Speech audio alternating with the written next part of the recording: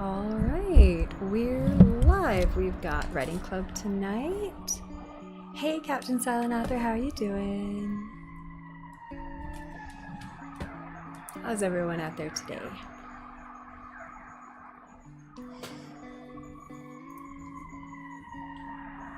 Oh my goodness, I had the day off work today and I've already got a whole bunch of stuff done, so I'm feeling really productive. The house looks beautiful and clean. I'm excited. You were first! Yay! You beat me, Alpha.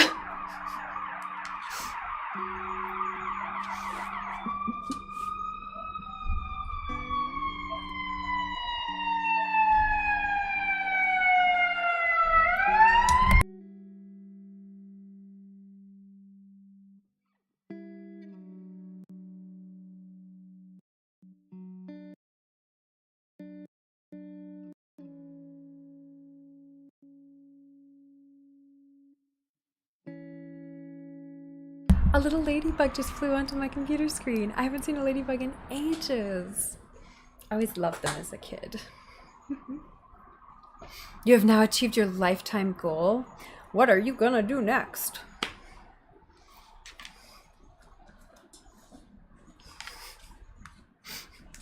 You're like, oh, I don't know, write a novel, I guess.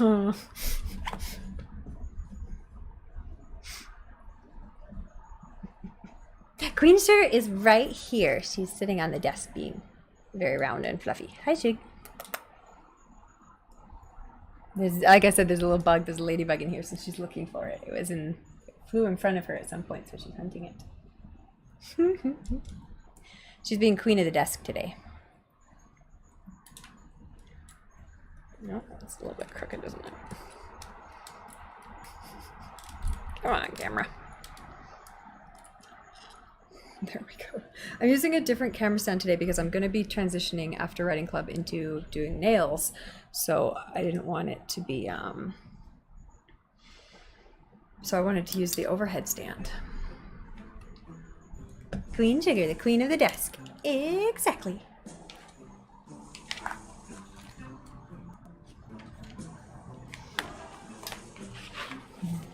What are you working on today? Oh, she can see it. It's up on the ceiling. She's standing. Check. Hey. I wonder if I can put the camera more so that she's more on camera. What if I put it over this way instead? I don't know if I can get both her and you should move slightly this way. There we go, she's kind of on camera now.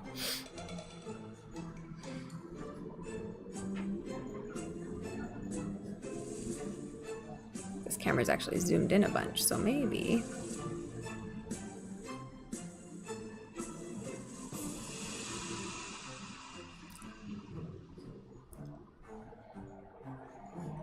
if I fix the zoom. You are writing science fiction, fantasy novel, hexes, and powers. Ooh, exciting.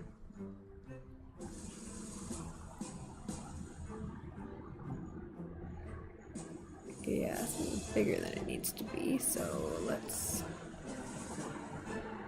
see if we can shrink it. There she is. There's the shug.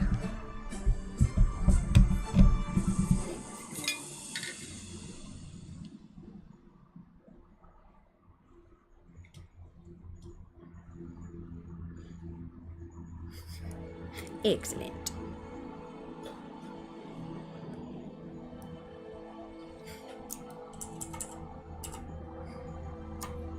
Is this volume level good? I've been messing with my microphone settings and my audio settings.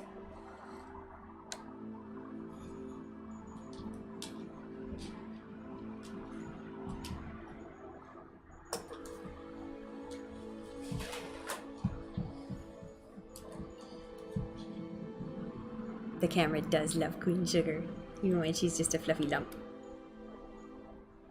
She like fully inserted herself into a stranger's photo shoot today in the park. Someone was like sitting down, like taking a nice photo, like someone was taking a nice photo of them, like sitting, and Sugar just like came up and like started being petted and then looked toward the camera and was just like, yes, I should be in this photograph.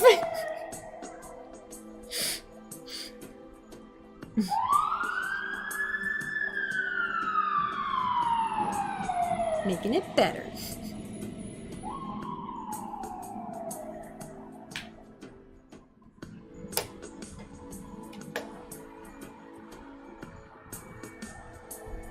There we go.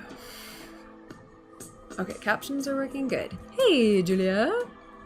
You have lots to do today? I have lots to do today, and I already did a whole bunch of stuff. I also, like, I changed the sheets on my bed. I, like, did a load of laundry. I did the dishes. Like, fucking on it today. So that energy is contagious. Everyone else gonna get everything done too. Yeah. Gotta wash your dog, try on some clothes, and do some work. You honestly haven't written in a while because you just couldn't free write and was overthinking the plot too much. That's my problem. I can't write when I get too in the depths of thinking about it. I just have to have an idea and just write it. And then if I get stuck and I kind of know it's there, then I can use like thinking about the plot to get out of it, but otherwise I just gotta have ideas and go with them.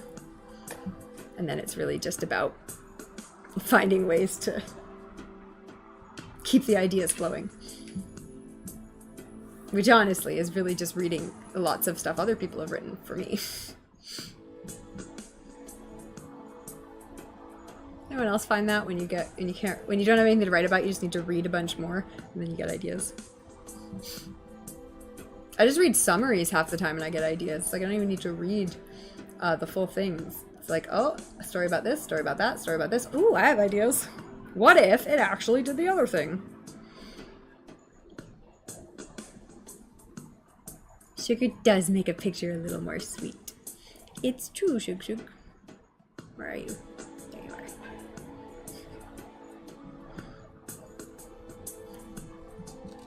I feel like I did my makeup this morning, but it doesn't look good on this in this camera lighting.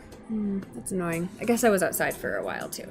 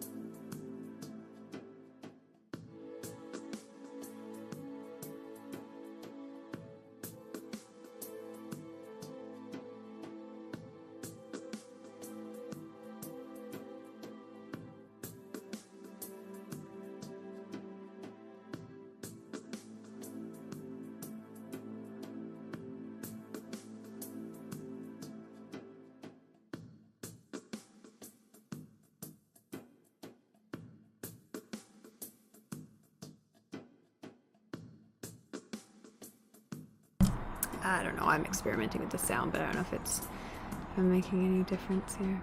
Leave it as it is.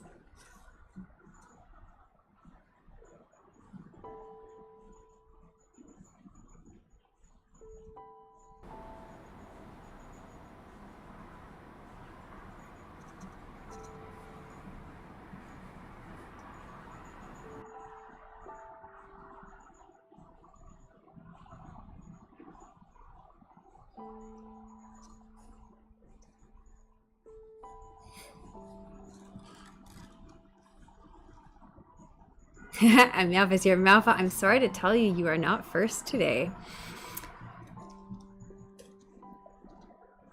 But you got the Malpha first.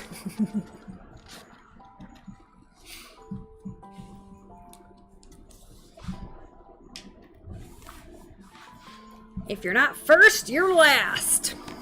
Anyone else fucking love that movie? That is so my type of comedy.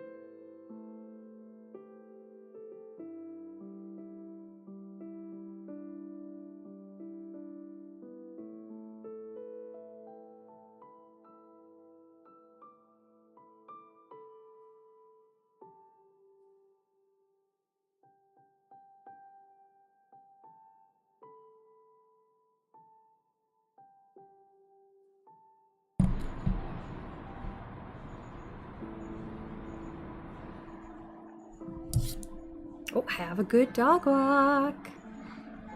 Excellent, I shall see you both soon. Ricky Bobby, let's shake and bake. Captain Silent Author's got it.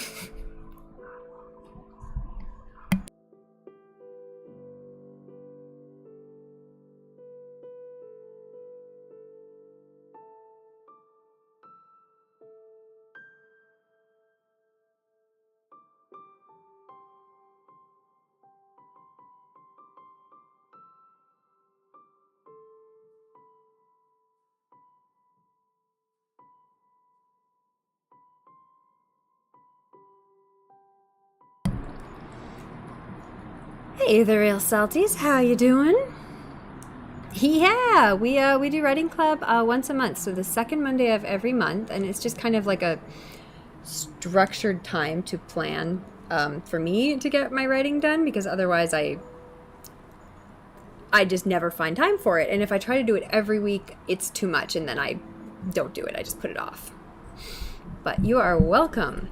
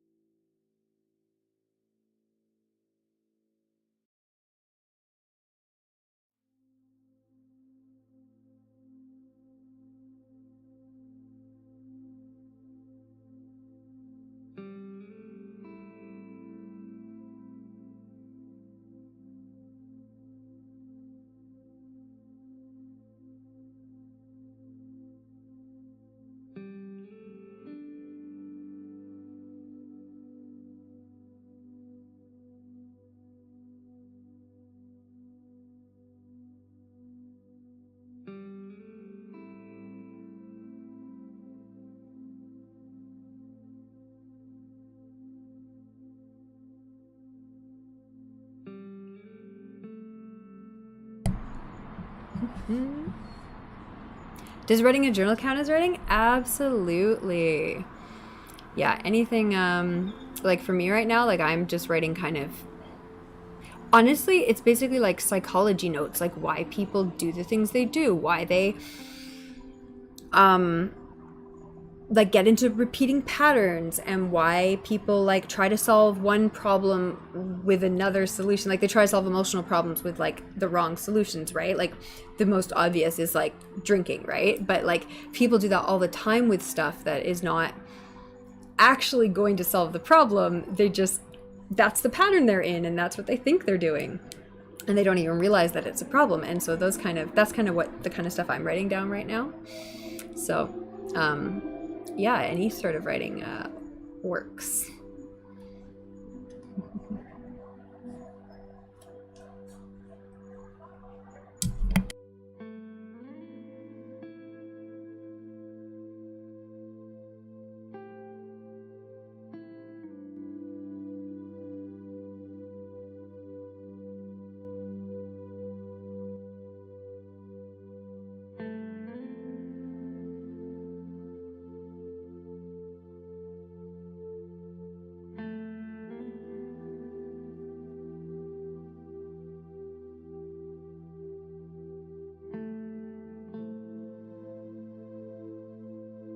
I am still messing with the sound settings here, so if you're wondering why I keep keep turning the mic off and messing with things, that's why.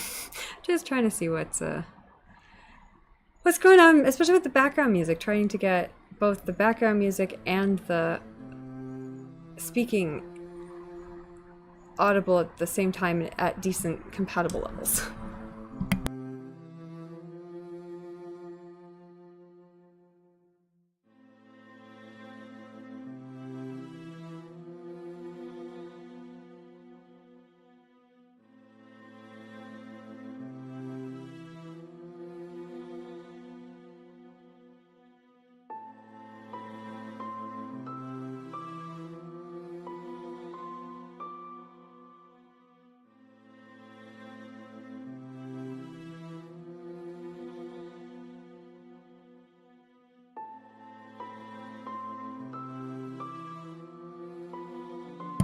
I don't know, I think that's better. We'll go with that for now. We'll check it again in a bit and see how if we still like it.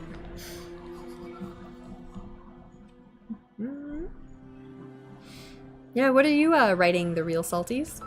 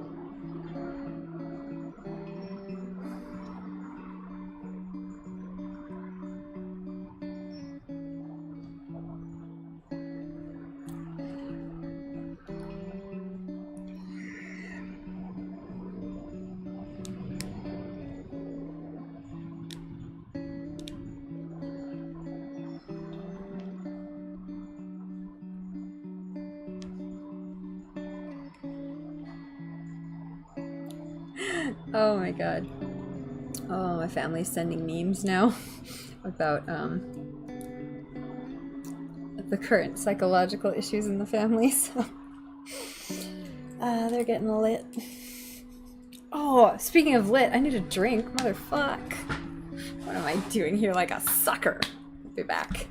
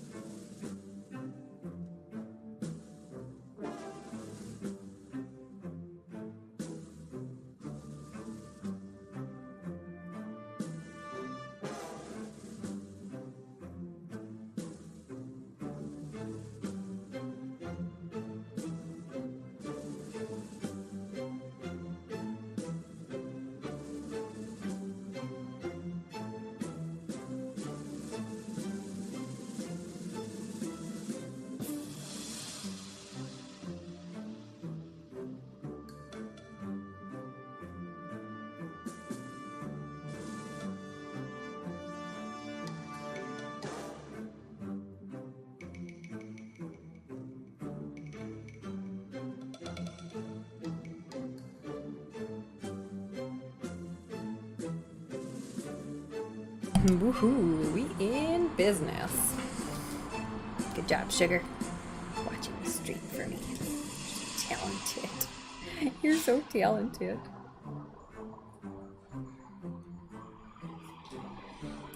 This is so wibbly wobbly today.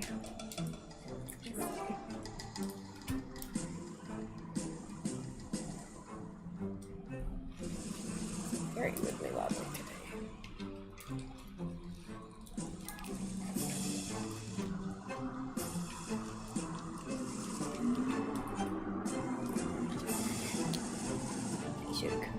Hey, Shug.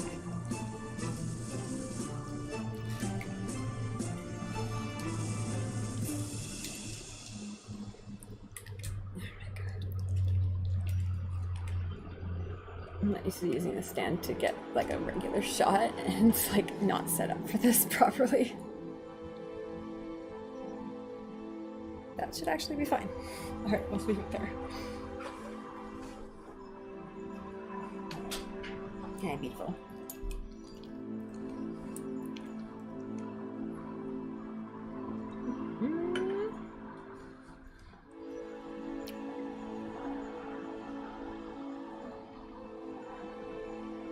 What raids? Oh my god, raids! Welcome everyone! Oh my goodness, how's everyone doing?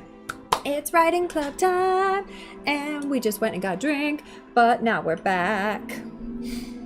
Who did we have? We had 2 raids. What? You guys are amazing. We had Raven Wrights. Let me know if I'm pronouncing that correctly. Welcome in, everyone. And we had the Comscribe. Oh my god, you guys are amazing. How were your streams? Good job, Sugar. You maintained the stream. But how well does the pupper understand character internal conflict? I know, right?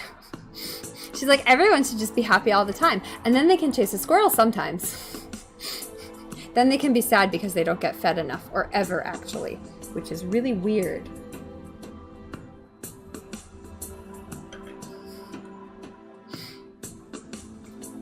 It's like, Sugar, those are all external conflicts.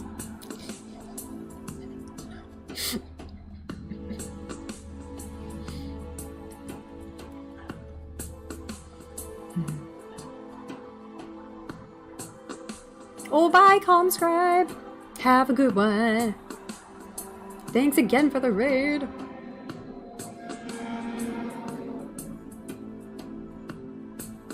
Once you do LA, Chicago isn't too bad. I feel like once you do LA traffic, anything isn't too bad.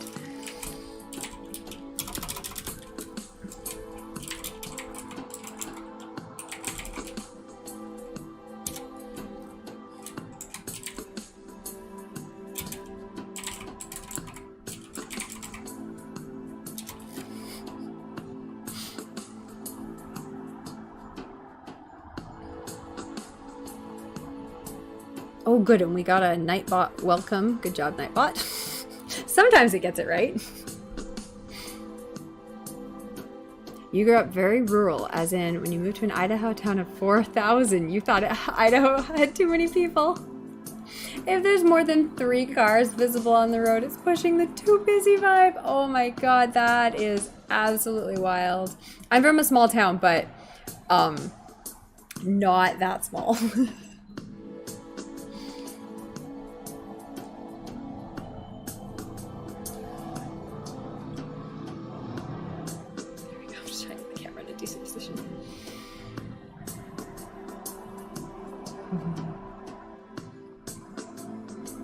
Hey Leon, how you doing? This is, okay, so I put it in a wine glass, but it's not, it's like a raspberry watermelon cider. It's like so good. Like raspberry and watermelon are my favorite flavors basically. And then rose probably. And so raspberry watermelon is just, oh, it's so good.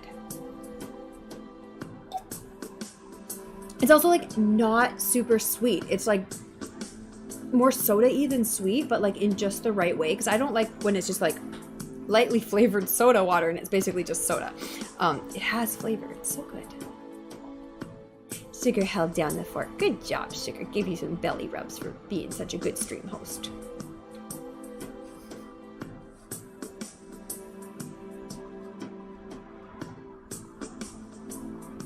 Pronunciation was good. Excellent. Stream went well. Got some edits in. And mostly rambled. I love it.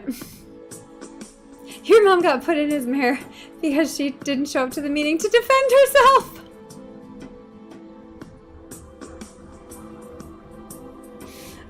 Small towns.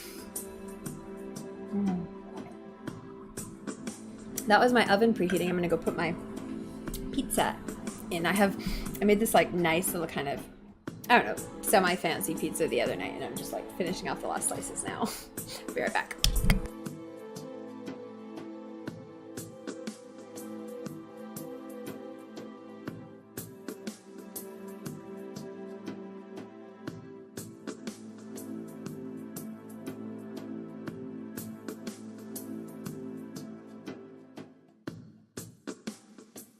All right, 5 minutes ought to do it.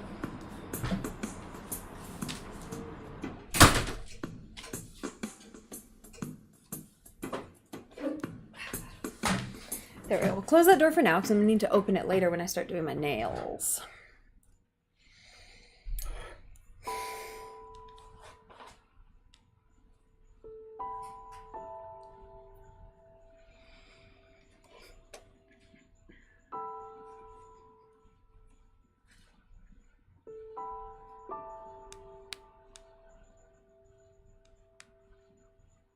Oh, someone just messaged me. Have you read the AI transcripts from Google? Lambda, I think. Engineer says it's achieved sentience. Ooh, I'm so ready for AI sentience. We're gonna get it real soon.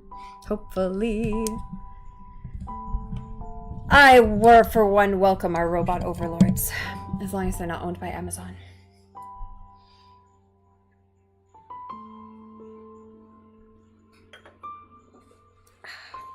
That's the trick. Honestly, seriously, invest in robot stocks, AI stocks, technology. Like, robots are going to be taking all the jobs and running everything in the near future. And if they're only owned by a few people, that's going to be a huge problem. Also, petition your heads of state, your politicians, to help the country invest in those kind of technologies.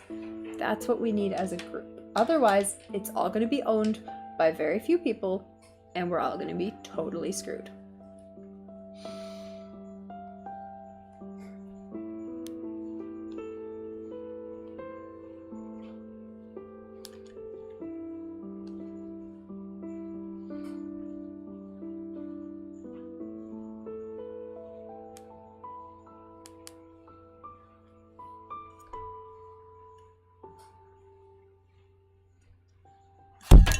Oops.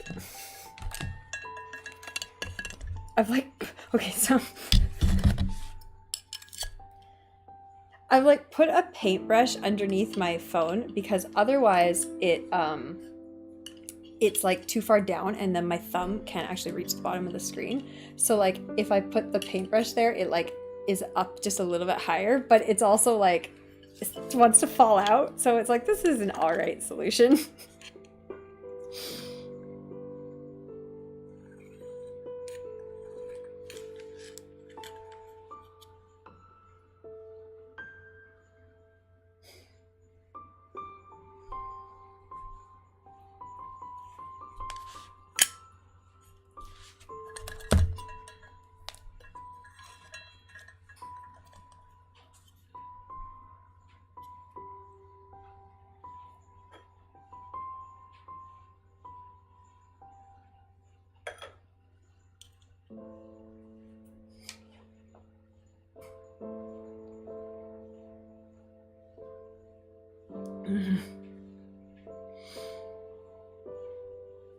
Someone has to fix the robots? Yeah, but that's going to be robots soon enough. Like, as soon as they get AI, they're going to be fixing themselves. The danger comes from a state wherein the masses are no longer necessary for the well-being of the economy. Exactly. We need alternate economic structures, whether that's basic income or something else. But if it's not basic income, we need to be testing things right now because it's going to hit real fast, and we're already watching inflation right now. Like, shit's gonna get real weird real fast if we don't start testing alternative systems other than just everyone works 40 hours a week, because it already doesn't work, and it's working way less every year. So petition your governments to trial basic income, universal basic income, and alternatives. If you don't like that, please present alternatives to your local and provincial, state governments, because we need trials. Trials have been done all over the world. And then we just need more. Like, we need people to do it enough that they stick with it and they keep doing it. And so that we have data on different options. 15 viewers, it's a party. It is a writing party. And Natasha ranting about AI. I'm great at parties! My oven is beeping. That's the thing. You can't work 40 hours a week and still keep up with the kind of inflation we have, which previously was okay except for the housing market, which was enough to destroy the whole system. Like, if your housing market has gone up, like, in some places, like, literally, like, hundreds of times faster than anything else, and that's the biggest single cost anyone has in their life, the system can't work. And now the fact that everything else is inflation too, like, I'm gonna go check my oven, but I'll be back to rant more.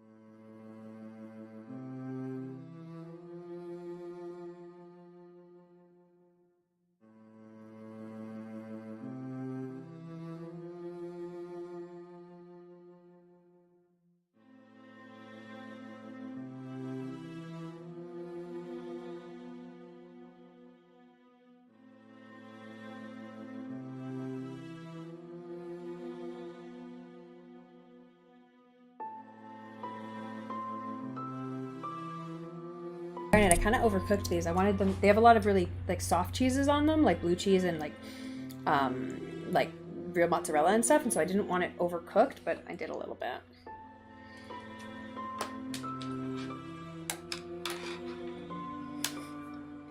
Should have listened to the oven faster. I would put it down here, except the dog is right here, and she's like, put it down here. You could do that. It would be safe with me. It would not. Actually, it would, because she does listen to me. But she would probably look at it.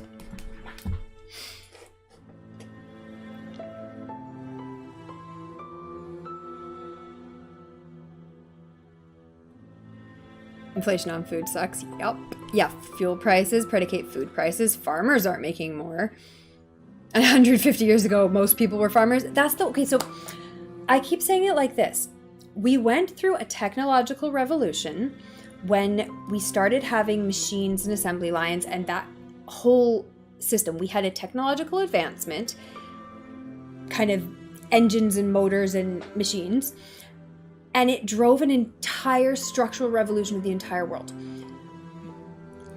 At that time, everything got really fucking shitty for a while, except for the greatest wealth increases the world has ever seen for the few lucky ones at the top. It was a time where people were making like insane amounts of money that they'd never made before, but also most people were living in like the worst fucking conditions. Like, work hours were insane, factory conditions were insane, everything was awful for a lot of people for quite a while. and then we worked our way out of it. But we're about to do the exact same thing again with the technological revolution. We're about to have an AI revolution.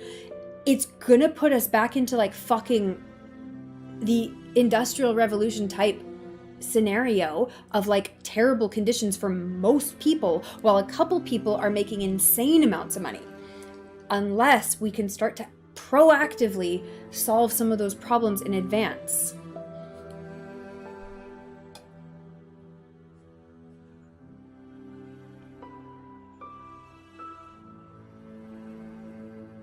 Yeah, farming is a disaster right now. Farming, especially in the States and in a lot of other places, is also like, it's like insanely and weirdly propped up by like the government in certain ways. And then also like, as you're saying, like insanely taxed. And it's like, what? Like, this isn't even free market capitalism. Like all the people who are like, well, it's capitalism. It's not. Like some of the biggest industries in America and many other places in the world are literally the opposite of free market. Like they have absolutely bizarre subsidies and grants and XYZ, and then bizarre taxes and freights and imports and exports and like just all sorts of shit that's like, oh, it's free market capitalism. No, it's not. And it's not working anymore. Sugar says, I won't eat your cheese. I will inspect it for poison. So yeah, talk to your politicians about basic income, about co-ops, about making land zoning different. Like people need to be having local community production for things like food, for things like resources. And this goes back to the environmentalism thing. Like, why are we buying food that comes from China when like it's processed in China when, you know what I mean? Like and like goods and clothes and all this stuff when we could be having it made locally and not putting all that carbon into the atmosphere. Plus, it would be actual local labor. Like we can grow our own food. Why are we buying it shipped halfway across the country? Like we know how to do hydroponics now pretty cheaply, actually. Anyone can grow their own food inside their own house. It takes work, and right now it's way too expensive. Like it needs to come down in price, but the more people who do it, the better it'll be. CGP Gray's rules for rulers. I'll have to take a look at it. That sounds interesting.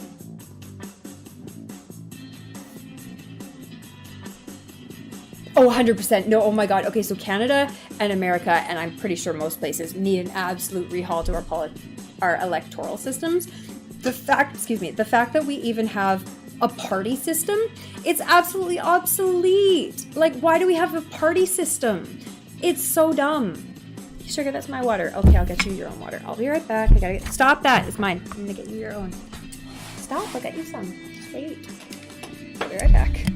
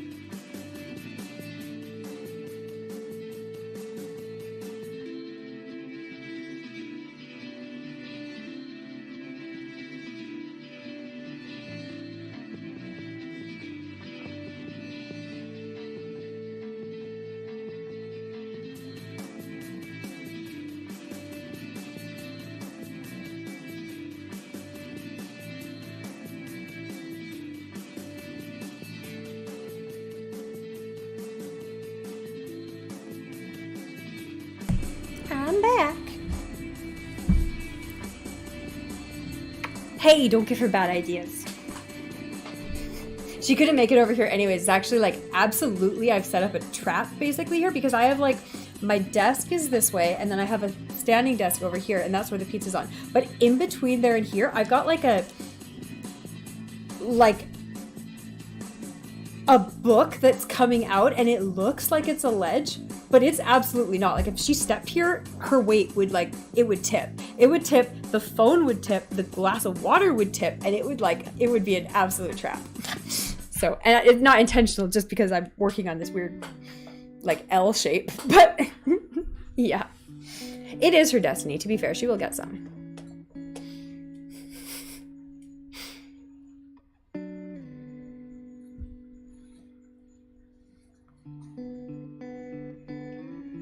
Yeah, I was so mad. So try to elect people who are pushing for electoral reform. In Canada, that means people who are pushing for representational voting. But honestly, we just need to get rid of the party system. Like in America, the fact that you guys only have 2 parties that might ever win is insanity. The fact that Canada is basically the same, except we also have a bunch of other parties that make it more confusing and annoying, because then no one wins anything. It's like you guys activated the rant redeem for free. Oh, actually, I should write down some of this stuff, because I need a list of things to go for in my rant redeem when I need to come up with something on the fly. So AI, politics, electoral reform, these are all great rant redeems.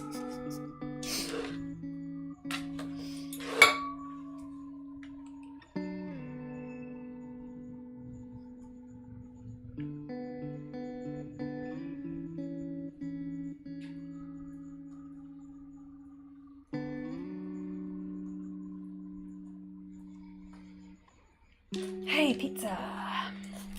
Yeah, I overcooked it, darn.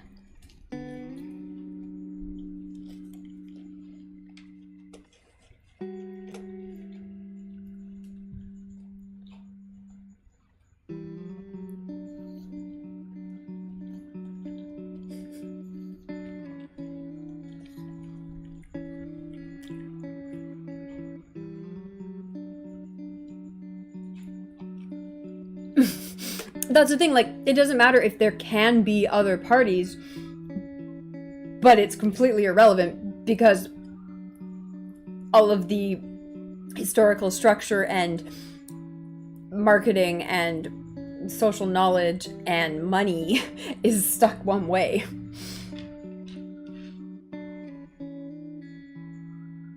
The fact that the sheer amount of money in American politics is also insane.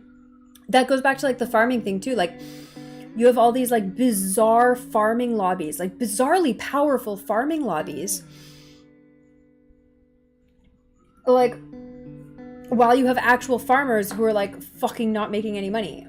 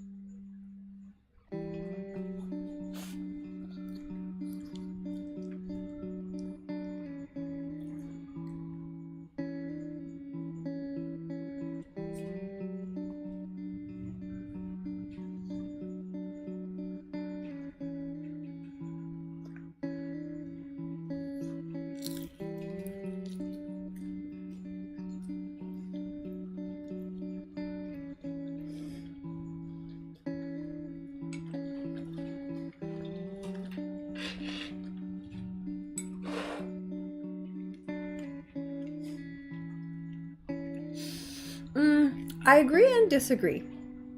I don't think you can say what came up naturally when the amount of moneying and lobbying and influence that very specific people have had on these government systems versus the actual natural whole of it, right? And then places where they've had regulations to prevent that kind of thing, it actually works, right? When you're not allowed to put that kind of money into a political campaign from certain places and certain types of donors and things, it makes a difference into who gets elected and what those politicians do. And it's cyclical, right? As soon as you start down that road, it makes it easier for the next change, and then it makes it easier for the next one, and then it gets worse and worse. But Yeah.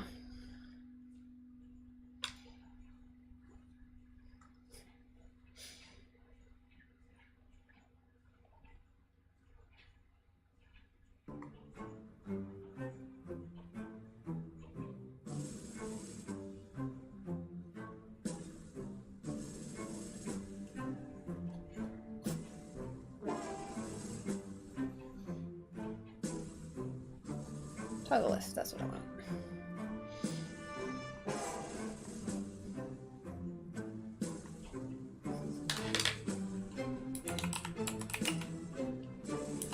Grant redeems.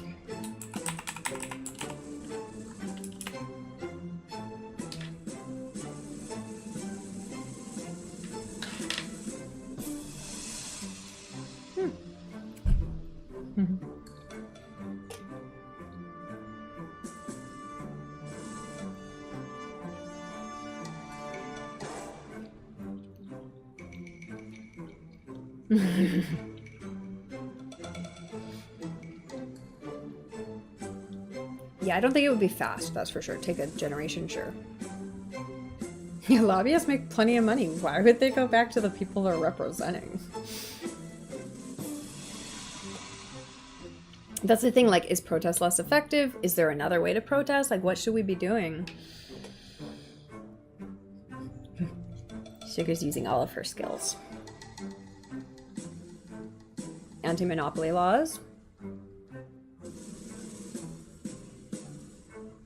That's the thing. And first past the post is exactly what needs to change. Like, first past the post is a goddamn disaster of a system. It's absolutely absurd in this day and age when we have the technology to keep accurate representation of voting, where you could have a government with an exact proportional representation of government politicians, whatever you want to call them, in whatever country you're in, representing how many people voted for that in the whole country. If you have 10% of the country who voted for X type of thing, that should have a 10% representation. If you have 40% of the country who voted for X, they should have 40% representation. Instead of having a party that had 40% representation have 80% of the power. What? And the party that got 20% having 0% or 1% of the power. How is that reasonable?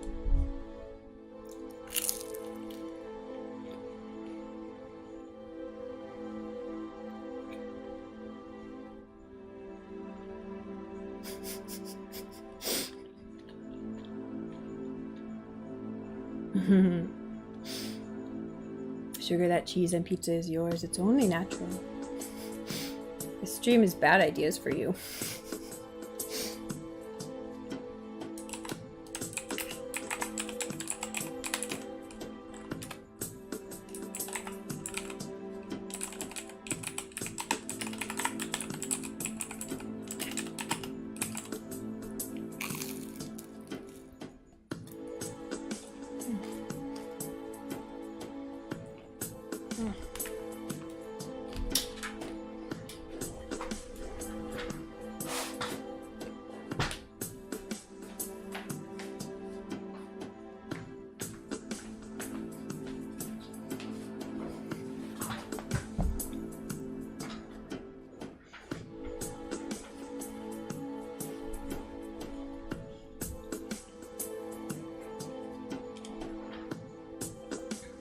Cleaned up so much I didn't have a napkin anymore. Why does this keep turning? Oh, it's just loose. Okay, let's tighten that knot and then maybe it'll stay where I put it.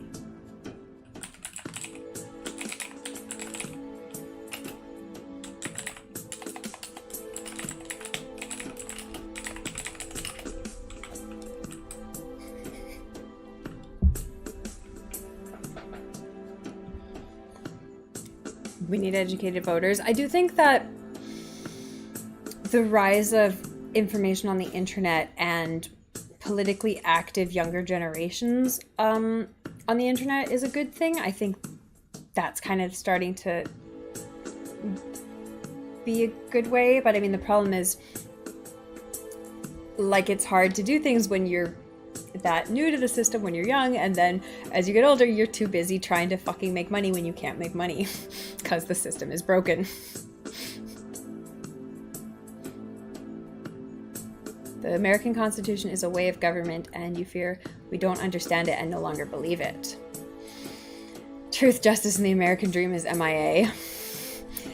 The American dream right now is, for sure, like, you can work 40 hours a week and at a decent job, college-educated job, and still not have enough money to buy a house. So yeah, something's gone really, really wrong.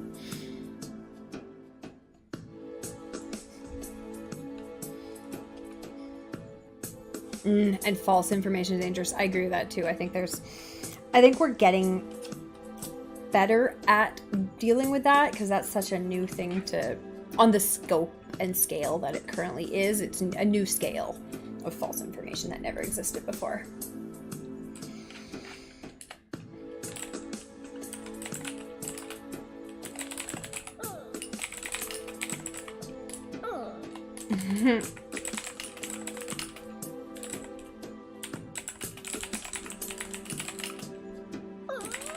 No. Sure, I started typing for 3 seconds. I'm not finished the pizza yet.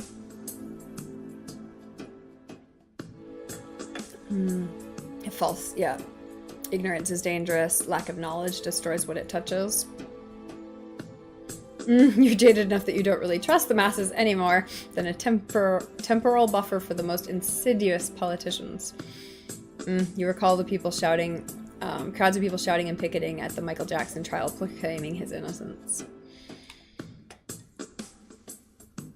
Hey, RWS Live, how you doing?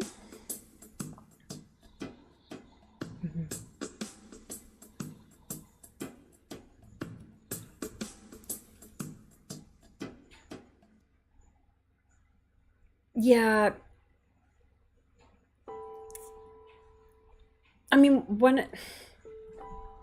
of my biggest problems is with the current criminal justice system, especially in America, but in most of the world, where it's really this like punitive system that makes it impossible to ever break out of that cycle again. Like, what? Especially when you have all the problems with like policing inequity and that sort of thing. And it's like, this is completely not distributed fairly. And the lifelong results are insanely devastating and lead to more harm to society overall, rather than, instead of punishing someone excessively, actually rehabilitating them and leading towards more functional things. Plus, you end up with, especially in America, I think it's, if you're a convict, you can't vote. Like, of course, you have a huge segment of the population who can't fucking vote, and that's absolutely affecting elections. Like, especially considering what segment of the population that statistically is. Like, that's something you should vote for politicians who support a change to that, because that's a huge issue if you're in America.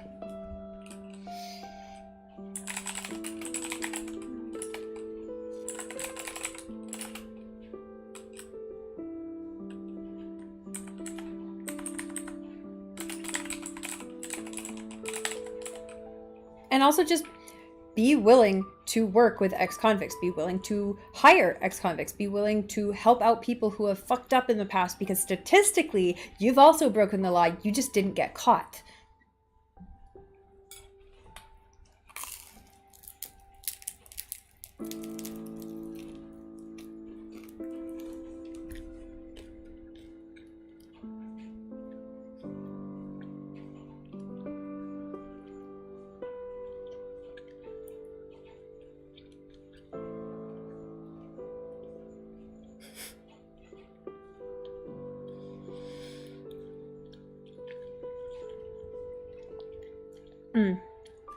You can't make a justice system that doesn't harm the innocent. The best you can shoot for is minimizing damage. I agree.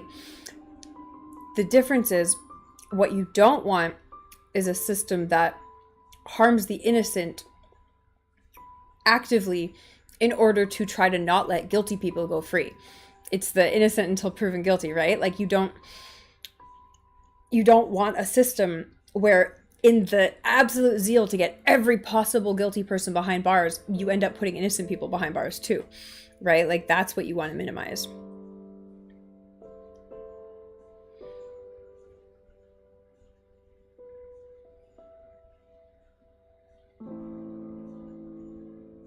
Oh yeah, the fact that, the male and female difference in sentencing, as well as if you look at like the difference between races, if you look at the difference between economic status of the defendant, like all of these things absolutely impact sentencing and judgments. And it's absurd that we don't have a better system that's a more structured system than that. Like, the fact that so much is down to a judge, and whether, have you guys seen the studies where if the judge sentences you before lunch, it's a harsher sentence, versus the best time to be in front of a judge is right after lunch, because they're much more lenient after they've just eaten. And the fact that that's like a statistical fact from our system, that's nuts.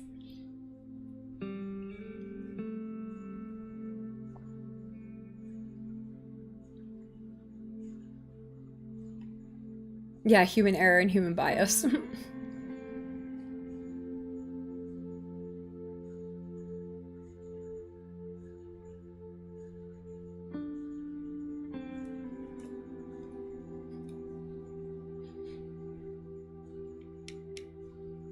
A dictionary was written by a criminal. Right? That's the thing, like, there's so many people out there who A, haven't done anything worse than most non-convict people have equally done, or B, got into situations where they didn't have much of a choice, and it's like the fact that the situation even existed is the problem. Okay, Shik, do you want a little bit? Maybe just a bit here. There you go. Because you're being nice and quiet. Good quiet dog.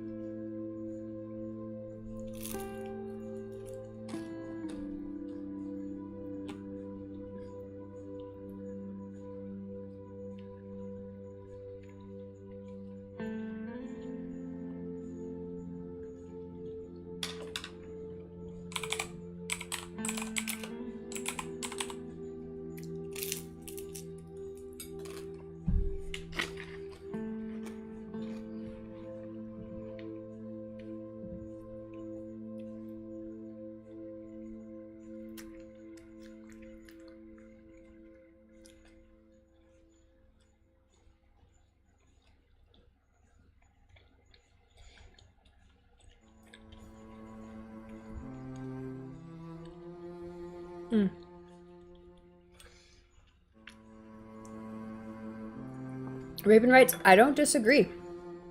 If run perfectly, innocent until proven guilty protects innocent civilians from unjust punishment, but it also allows known criminals to repeat offense. And that could lead to more innocents being harmed by the system. However, in particular, in general, but also specifically right now with what incarceration does to both criminals and future victims, incarcerating more people is going to cause more victims regardless of whether you're incarcerating the right person or not. Because right now, it absolutely leads to not rehabilitation. It doesn't lead to a functional career. It doesn't lead to any functional system outside of prison except more crimes and going back to prison. So even if the system, but again, even if the system was working perfectly, I would still say that that line should lean more towards letting criminals go free as long as innocent people aren't convicted. Like, obviously there's always going to be a line, and there's always going to be, you know, it's a system, right? Like, couldn't ever be perfect, because you're dealing with people who are trying to hide things and trying to cover things up. And so, of course, anyone trying to discover that the truth of the matter is always going to get some things wrong. But we should be trying to err on the side of not incarcerating innocent people, just because we want guilty people to not be able to harm more innocent people. When statistically, even if we do incarcerate the guilty ones, all it's going to do is make them go hurt more people when they get out. So it doesn't matter. Like, they're still going to hurt more people. At least we didn't put the innocent person away as well. At least we didn't hurt the innocent person.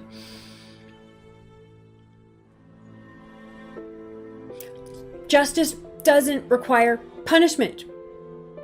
I absolutely disagree with that. I think we have, as our society, the concept, and it's a natural tendency, sure. When someone hurts us, we want to hurt them. But is it actually serving society to punish people for hurting people? Could we consider that hurt people hurt people? And perhaps if someone is committing a criminal act, for the most part, there are people with mental conditions and et cetera, who maybe just have no concept of being a good person, right? That's not most people. That's not most people in the prison system. That's not most people who commit crimes. Most people who commit crimes because something has gone wrong in their life. Statistically, most people in prison had fucking childhood trauma. Like, the scales are off the fucking charts. Like, these are people who have been hurt their entire lives. Yeah, like, fuck, there's shit that's gone wrong here. Like, can we focus on actual psychological rehabilitation for children, for teenagers, for the parents of children and teenagers who are cyclically recreating this trauma? Like, Instead, what we do is punish them, which makes us feel better in the short term, but isn't helpful in the long term. It creates more pain and more crime in the long term. If you actually want to minimize crime, you have to look at rehabilitation, not punishment. And it's something to think about, because I feel very strongly about that. It doesn't mean like you just let people go free, right? Like, if someone did something and hurt people, they should be taken off the streets because something's gone wrong enough that they're not adequately able to sort the difference and judge their actions appropriately, so they should not be able to harm others. But it shouldn't be a punishment. It should be a, hey, we're going to try to find out what went wrong, why you thought this was your option, your only choice, or your best choice, why you thought it was okay in your situation, and determine, like, psychologically whether you can find a different way, right? So it doesn't mean just letting people go out and just, like, be free and hurt people. It means actually dealing with this situation, getting them away from the situation where they caused harm and committed a crime, preventing them from doing that in the short term, and healing, fixing whatever caused them to do that in the long term. Yeah, you don't want to promote our current system. Just pointing out that mathematically there's no perfect answer. Agreed. 100% agreed. Yeah. Punishment is revenge. Exactly. Yes, laws have to exist. The best we can do is minimize them. Punishment without learning from the mistakes makes no sense. And what are people learning in the current type of prison systems that America and most countries have? Fucking jack shit. Some countries are doing really good things with prison and rehabilitation. So there are some places that are really actively trying cool, progressive things. Locke's natural state philosophy of why we have government. It's not going to happen in this century. I think things are changing so fast. Like, I think most things that we think are going to take a really long time, we have to be aware that things could happen really fast. Things could shift really quickly. And as soon as AI starts happening, things might start shifting faster than we can even keep up as a human species, until we start integrating AI into ourselves. So that's something to think about too, that it could start getting real wild real fast once something else out there is thinking faster than we can think.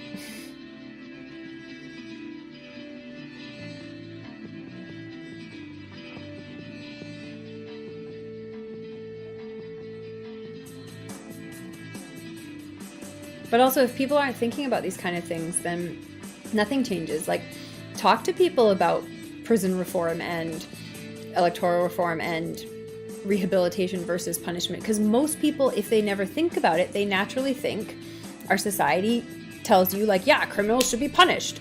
And it's like, no, wait a second. A, is that true? And B, is that necessary? And C, is that the best way? Like, is it actually, even if that's what you want to happen, like, is that actually serving society as a whole? Even if they deserve it, is that actually helping the victims? No. Is it helping future victims? No.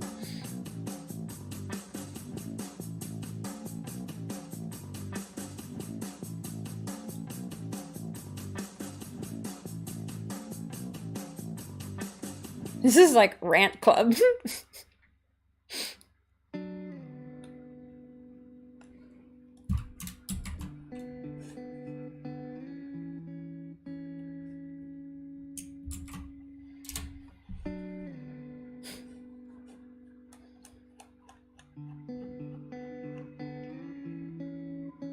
Ooh, AI rights is something absolutely everyone should start thinking about now, because it's going to be a real issue, and it's going to be a political issue, and it's going to be a social and a moral issue very, very quickly. I think much quicker than people think. And you should come to terms with what that looks like. If you're considering AI to be a living mind, a conscious mind, like, pretty clearly they should have. And my favorite quote about rights, and this comes back to being a vegetarian,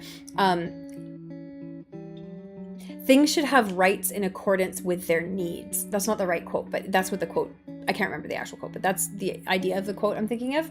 Basically, rights should be delivered in accordance with needs. So a human being has different needs than a dog has. So a human being has different rights than a dog has.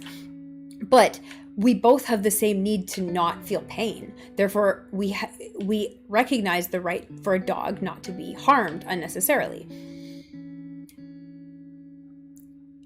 And AI maybe doesn't have the need to not be physically harmed because maybe it doesn't have like a nervous system, like pain. So that's not a need it has. It doesn't have that. It doesn't need that right. Does it need the right to be does it have a need to be in control of its own destiny, to not be killed, to not be like a slave, etc., etc.? Those are rights that would make sense for an AI consciousness, right? So it's about distributing rights based on what makes sense and what is appropriate, which is also why I would say most animals, actually I would say every animal, anything with the nervous system, has a need to not feel pain unnecessarily. Like, that's pretty straightforward, to not want to feel pain unnecessarily or be killed. Therefore, I would award anything with a nervous system the right to not be killed unnecessarily. But these are choices everyone has to make for their own moral selves.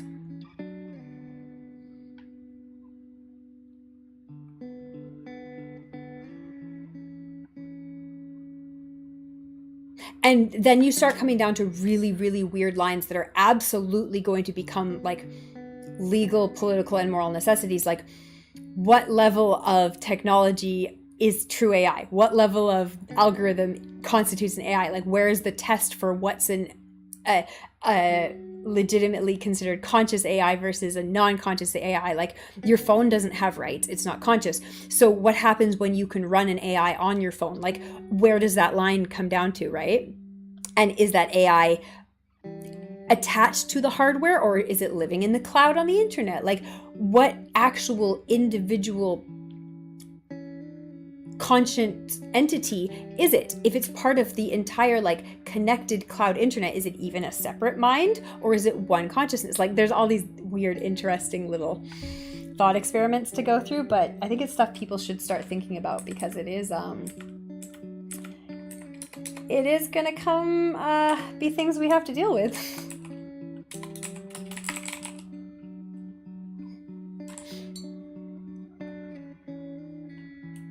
Unnecessarily is the crux. Absolutely. If I was going to die, if I was on a desert island and I needed to kill something to survive, I would do it. Unnecessarily is the key. I'm not going to die. I live in a city. I can get whatever the fuck food I want, whenever the fuck I want it. Right?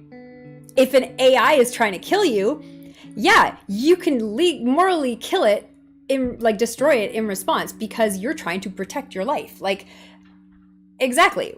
Unnecessarily is exactly the key word. Being reprogrammed, yep. Yeah, exactly. Like,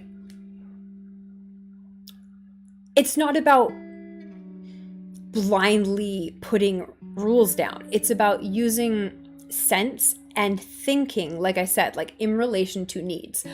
Is the need of this organism to, have a longer, happier, healthier life? Okay, so then inflicting some amount of pain in service of that goal is probably like morally the right choice.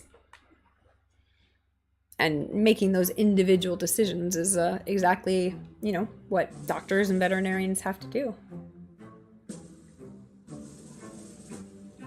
And to an extent, everyone has to make those choices all the time.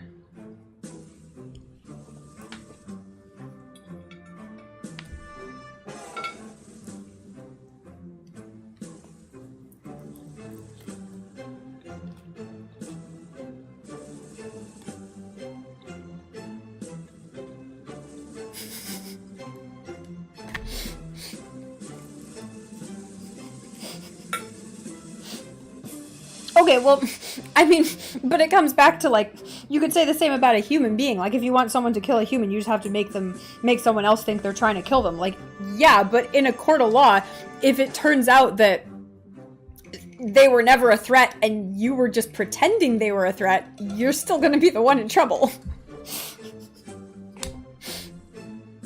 Hi.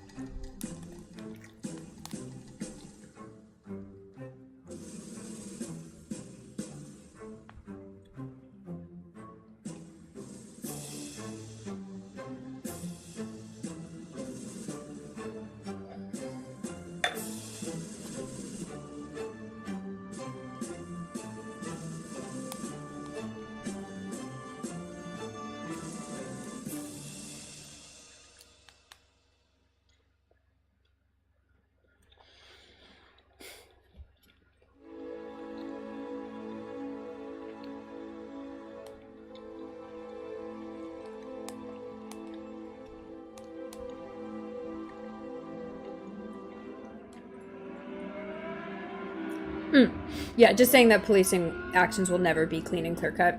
100%. Again, when you're dealing with acts where theoretically someone might be, where people are at cross purposes in their intentions, and therefore people have a reason to hide their intentions or to do something that might hurt someone else, yeah, 100%. It gets very complicated very quickly.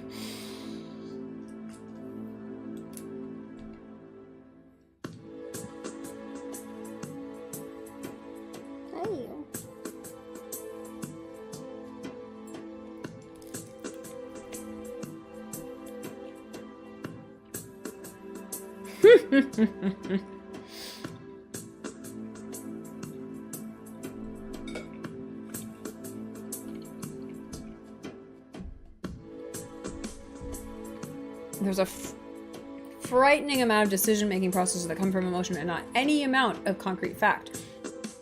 In fact, every decision we make is actually made emotionally first, and then we logically run through and decide if we agree with that decision or not. The decision-making part of our brain is actually activated in the emotional part before our logic runs through it. So we think we're making a logical decision and then we make the decision. It's actually the opposite order most of the time. our emotional brain makes a decision, and then our logical part of the brain thinks through it, rationalizes it, and goes ahead with it. If our logical part of our brain can't rationalize it, then it can still pull back and be like, no, we're not doing that. But that's kind of a skill that people learn as they mature and get older, and some people learn better and some people never really learn. But most people learn it so well that they think they're always making a rational decision, when for the most part, we actually just rationalize our emotional decisions. And some people naturally, emotionally make relatively rational decisions. So it's easy. And also, the more rational decisions you make, the easier it gets for your emotional center to make those decisions the rational way the first time, right? So that it already knows what the rational choice is and it can quickly make that emotional decision.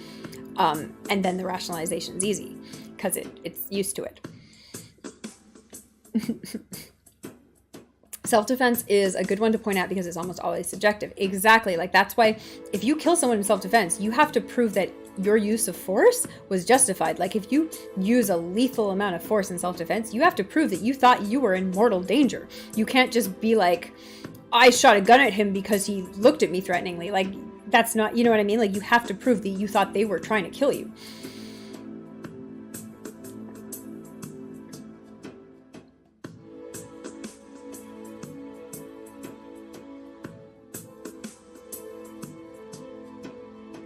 Yeah, getting back to the getting rid of human judges of human error. And also, yeah, it comes down to that thing, which is why, thankfully, we don't have like a, what is it called?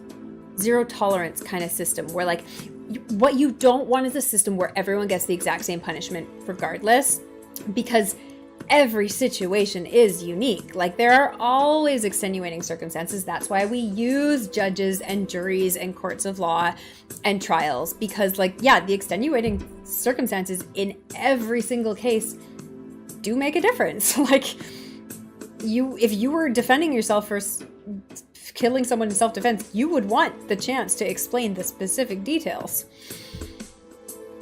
So I think that is, I also think that's one of the things AIs could be really good at, right? Because they're really good at holding a vast amount of historical knowledge in their brains, which human judges are too. That's why they're judges. But an AI can be better, right?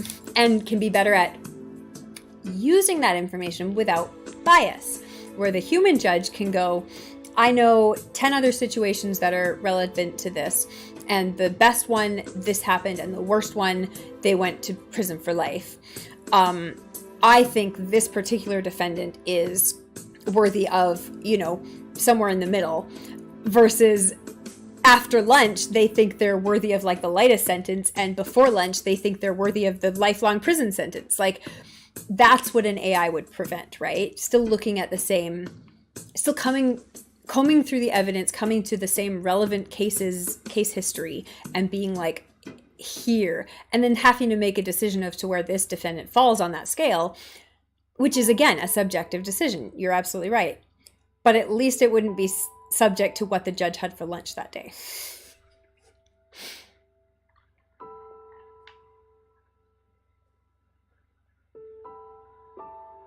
Yeah, and that's the thing. It's also kind of, like, I was pretty strong about that. It's not like 100%, and it's not like a science, like, it's not like a proven science, right? Like, we're still learning a lot about how the brain works and how we make decisions and how our thought processes work and all of that. Like, we are learning things every day. But the fact that we can see parts of the brain that we know are the emotional centers working faster than the parts of the brain that we know are the logical centers, it's just very interesting. I think most people need to be very aware that for the most part, everything they do is just an emotional thing with a layer of rationality slapped on top of it.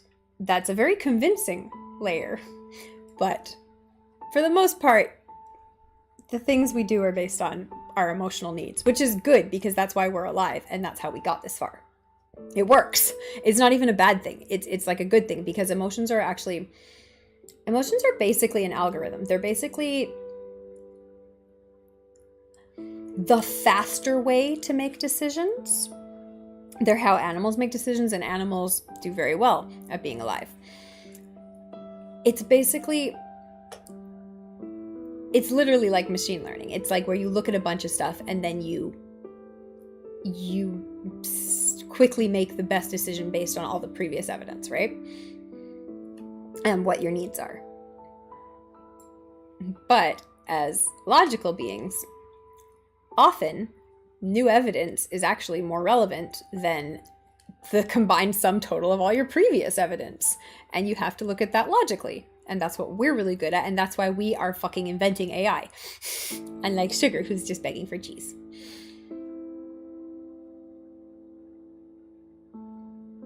Yeah, emotions are good, but logic is more effective. Exactly. When we're able to use our logic, and we are, like, that's what I said, like, when you make that emotional thing, your logic part of your brain is able to override it if it's a bad emotional decision. And we get better at that with age and with maturity and with teaching and practice.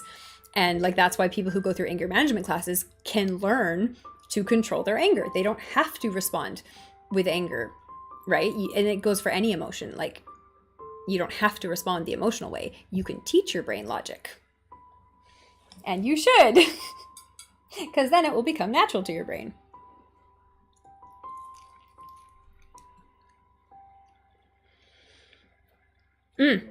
Exactly.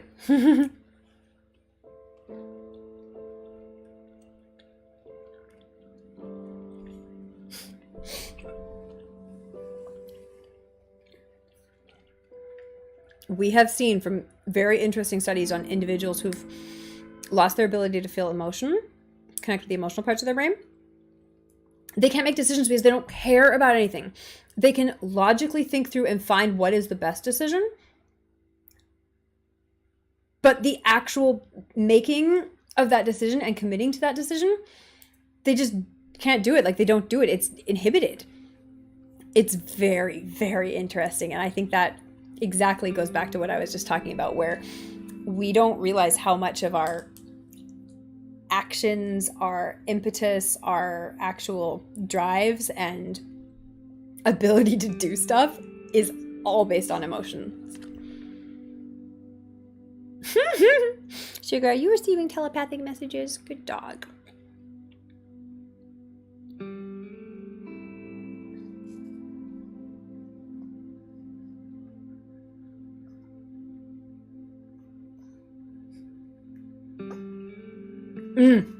Yeah, logic isn't always a defense. It could be an attack also. Agreed. Exactly. You need to be careful that you're not using a logical rationalization for an emotional decision that is maybe just a rationalization and not actually rational.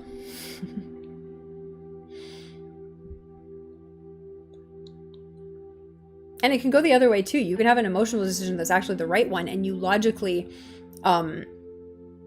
like break it down and do the wrong thing, even though the emotional thing would have been the correct choice, but you like worked your way out of it, right?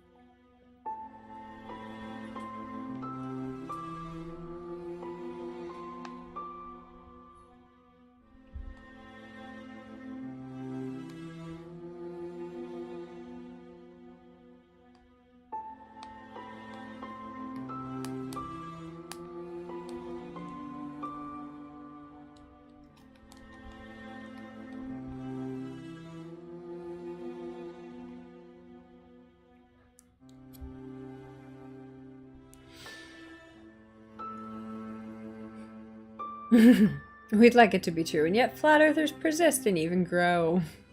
This really comes down to, again, what I was talking about before.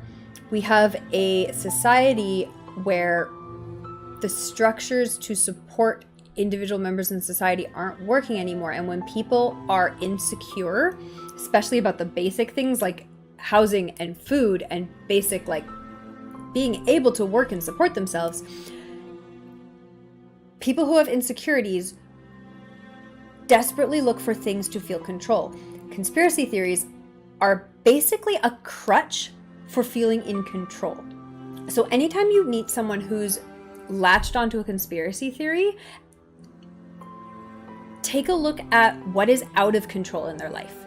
Do they feel like they can't get a good job? Do they feel like they can't ever get ahead? Do they feel like they can't support their family? Do they feel like they can't pay for their mortgage? What is out of control in their life? That is what is driving them towards a conspiracy theory, because a conspiracy theory is basically a shortcut to feeling in control.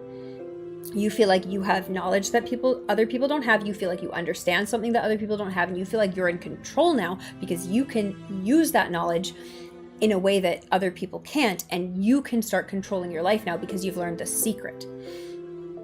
They're shortcuts to control.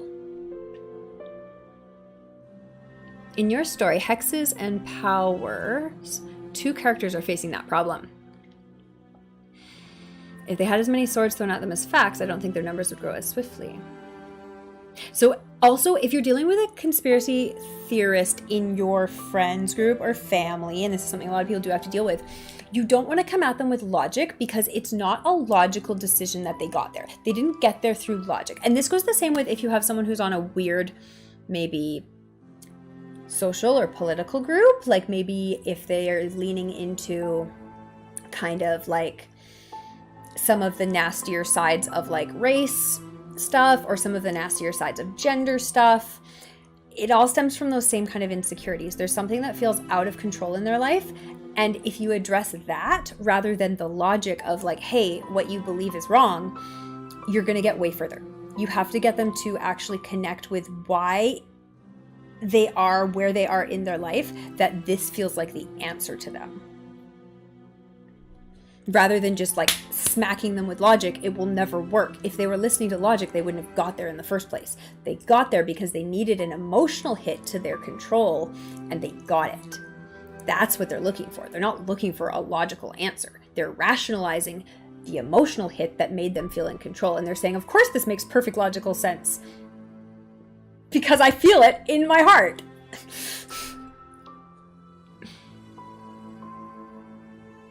This is also why, like, I have a big problem with people who think the solution to racism is like punching someone. It's not. You don't fix anything by doing that. Again, you're punishing someone, you're not rehabilitating. You're not solving the problem. You're just making people angry, and you're choosing force and violence as a solution to something that's not that has become about that, but the root causes are not about that. The root causes are about someone who feels out of control in their life and is using a scapegoat as a target for why they feel out of control, because it makes them feel in control. But the logic has nothing to do with it. The logic that they will spout at you has nothing to do with it. They'll spout all sorts of things, but it's not why they believe it. It's just the rationalization. They believe it because it makes them feel better. And it's a good thing to always look at your own beliefs and be like, do I believe this because it's true or because it makes me feel better? And any belief that does make you feel good, you should look at more carefully. Any belief that feels so right in your heart and feels so true and you know it's true, take some time to actually look at those and be like, okay, so what are the opposing viewpoints to this? Like, what are some other sides to this? Most people only ever look up like Google searches for the thing for something in one way.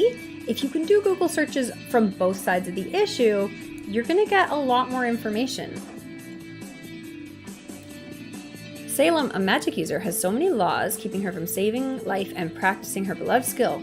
Well, is this Eon or Lawn? I'm not sure about the text here, the font. who has superpowers and faces the same problem as Salem. Yeah, some conspiracy theories are correct, yeah.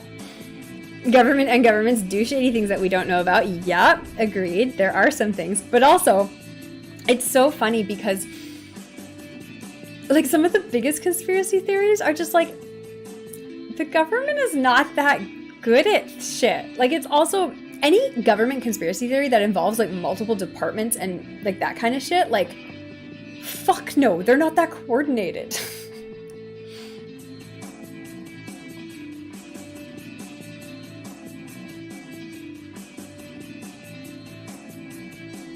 Dropping the atomic bombs in Japan. Pretty sure those millions of Japanese in the cities didn't kill anyone, but they got nuked. So many innocent lives lost over an emotional response. Yeah, and that, I mean, you can talk about that from either direction, right? You can say, well, it was a necessary, show of force and it saved more lives in the long run, and that's debatable, right? Like, well, actually, what was the alternative? Like, would that have been better? Like, and I think you come at that from either side very strongly in a debate. But also, did the fact that they do that prevent any forthcoming nuclear attacks since then, right? Like, we haven't had a nuclear war because everyone was so fucking horrified. So, in the end, did it actually maybe show something that humanity was the better for having seen? That's your response to claims of a shadow organization running the government. The Cold Wars. Yeah, but that's the thing, no one fired any nukes in the Cold Wars, right? People thought about it, but everyone was so fucking aware of the tragedy and were able to keep their heads. Yeah, exactly. Like, it sure would be nice if someone was running the show.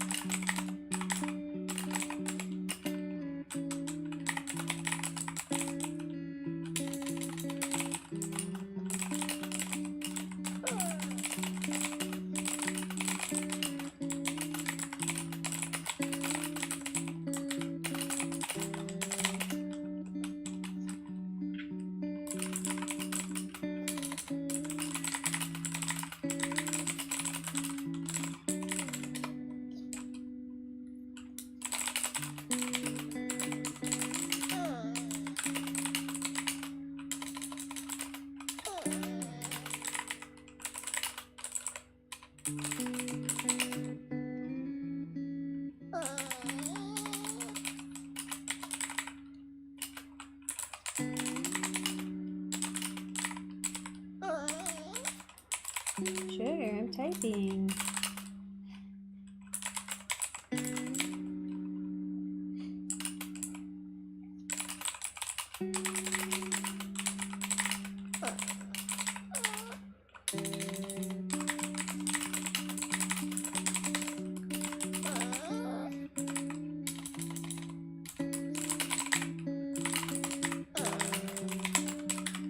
Hi, what? Love you.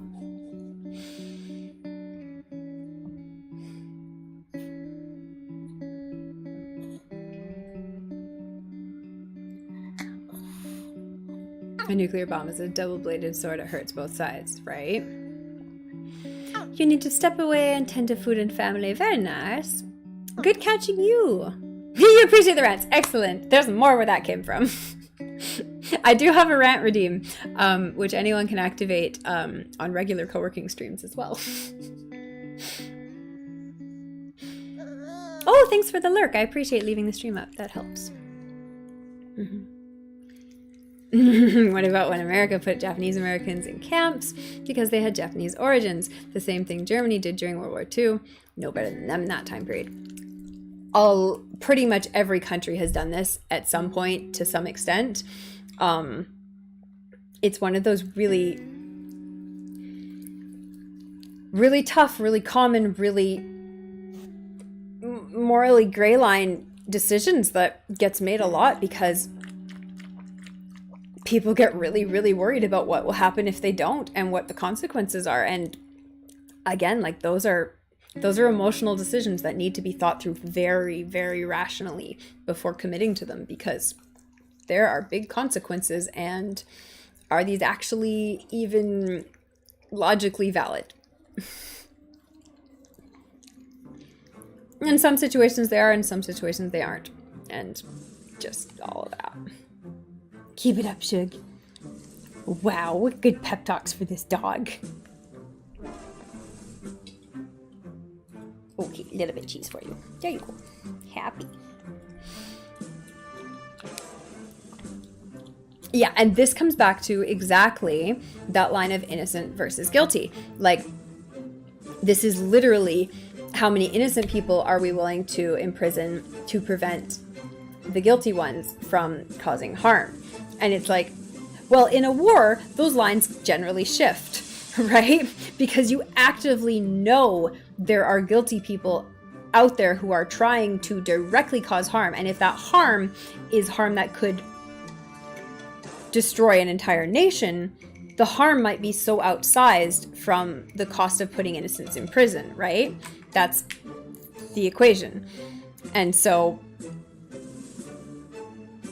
yeah, like, where is that line? When are we willing to imprison innocents? And again, like, what is the cost here? This isn't a criminal charge. This is if this is a temporary measure, and then you have all the slippery slope arguments like, oh, if it's a temporary measure now, what happens in the future? How long does that last? Et cetera, right? All those tricky questions.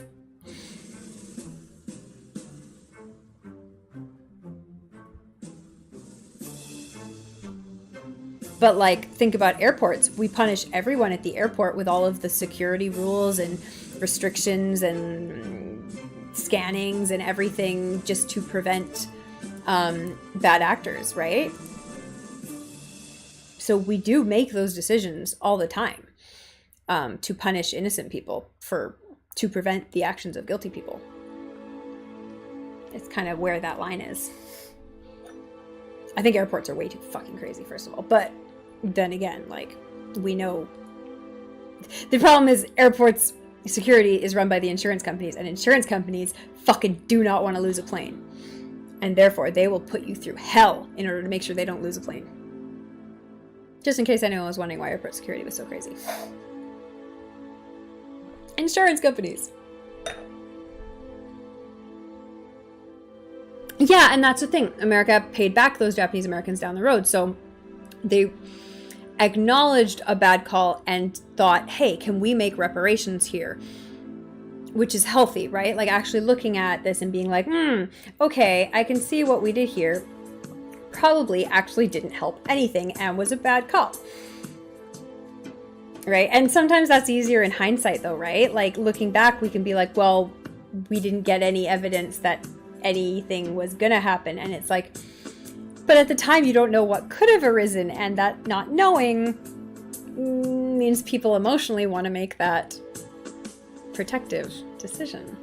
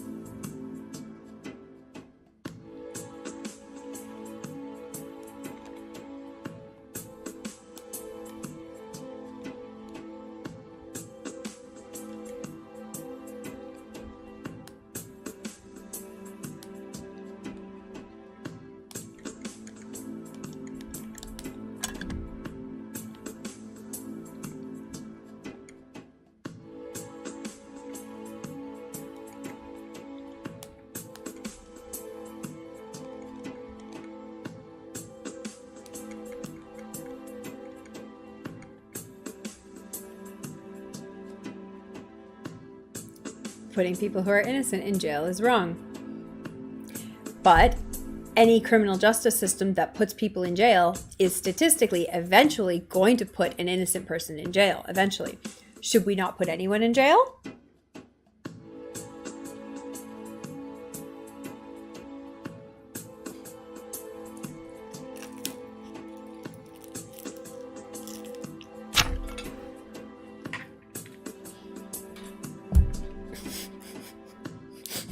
Also, that's a real question. Like, I think I said that pretty facetiously, but like, no, like, should we put anyone in jail? Like, that's a question we can ask.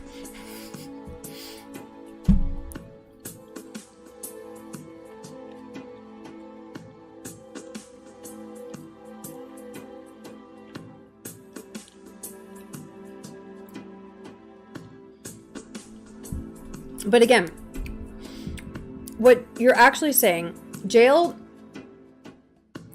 at its essence is a response to a crime or a danger, right? So it could be a punishment, it could be a rehabilitation, or it could be somewhere in between. Right now it's mostly on the punishment side, and there's a little bit of rehabilitation depending on where you are in the world and your particular situation. But like I said, even in airports, we punish innocent people for the actions of the guilty all the time. Where's the line? We create situations that make it safer for everyone by making it harder for, to different degrees, everyone or individuals all the time. Where's the line? How much damage or pain or suffering or inconvenience are we willing to cause someone in order to make others safer?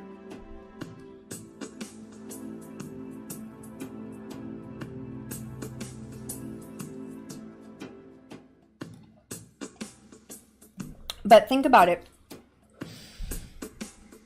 We convict people who profess to be innocent all the time. Are you saying only people who confess to being guilty should go to jail, and not people who we think are guilty but they are still professing innocence? What about people who, you could still put an innocent person in jail like that? You could still have someone who's confessing to something, maybe and this happens all the time, where they're coerced, or there's another reason, or they just don't actually understand what it is they're confessing to, or they've kind of gotten a false confession kind of things. So there's tons of reasons why even someone who confesses to a crime could still be innocent and go to jail.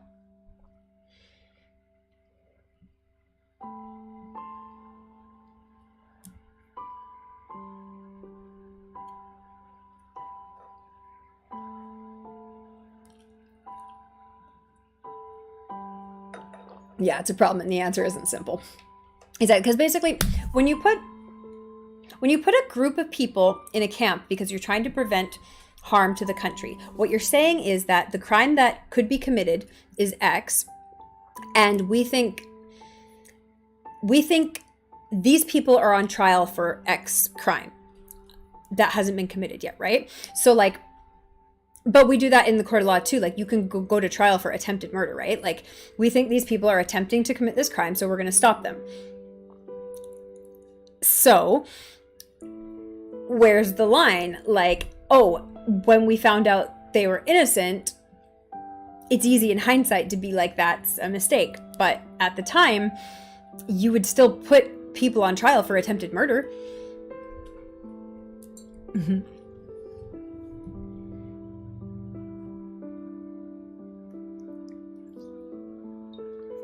Especially when the result of doing nothing might be death to millions of people, right? We absolutely arrest people before they've committed a crime when we think they've committed a crime. That's what the trial's for. Innocent people get arrested all the time. And again, depending on where you are in the world and what your judge had for lunch that day, you might be convicted or not. We do too when we think a crime was committed, or like I said, attempted murder. When we think a crime was going to be committed.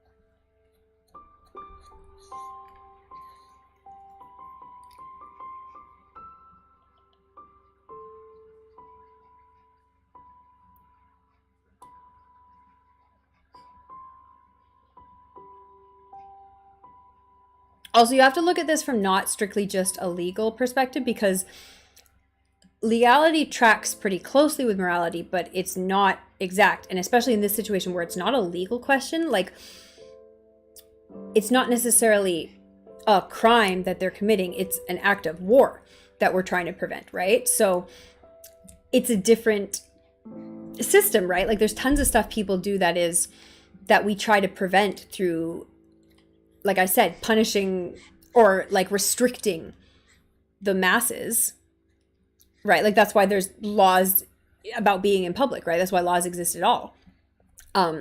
We restrict people from doing things so that everyone can be safer. So where's the line on those restrictions?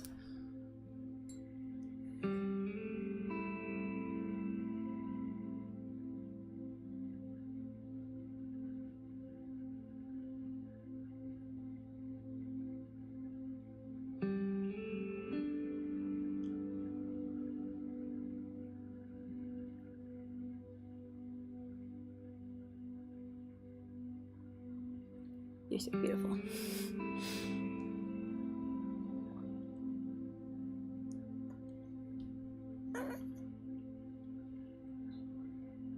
Exactly. So what if someone else told you that guy's going to steal your car? Would you go to the police? Would you ask for him to be investigated? Probably, right? If you had reason to believe that information was true, the person who told you was a trustworthy person. That's, like, that's actually a pretty good analogy, right?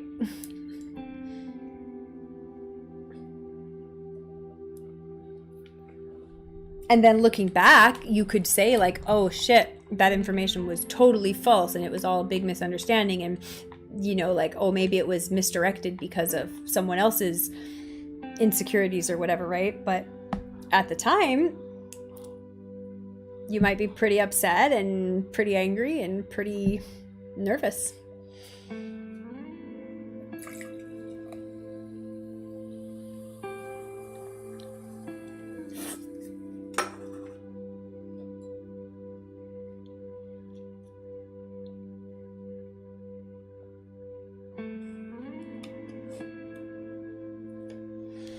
Okay, I want to get through my notes here before I switch to nails, but then I'm going to switch to nails pretty quick here, which is basically the same thing, except I'm going to be doing nails instead of looking at my phone. But I'll still be ranting, I'm sure.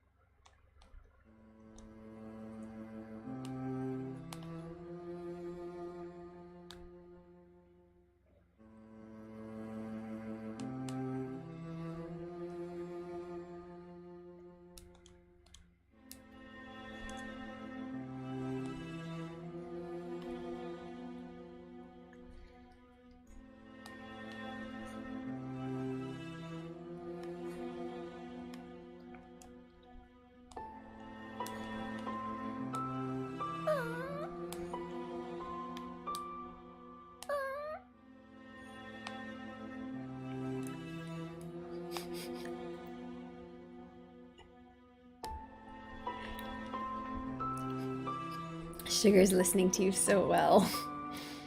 She also does this thing where she, like, paws at you like this. She just goes boop, boop.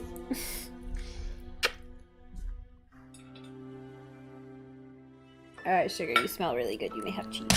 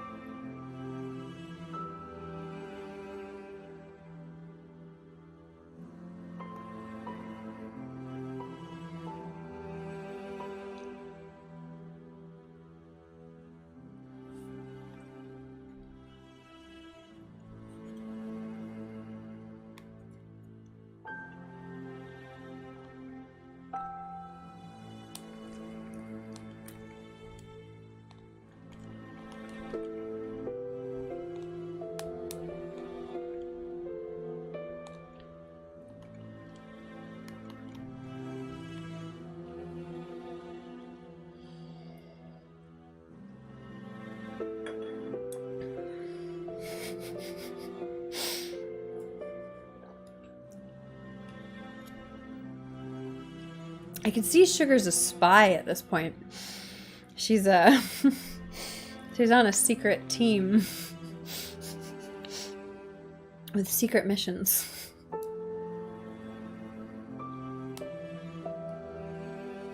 But she looks so innocent.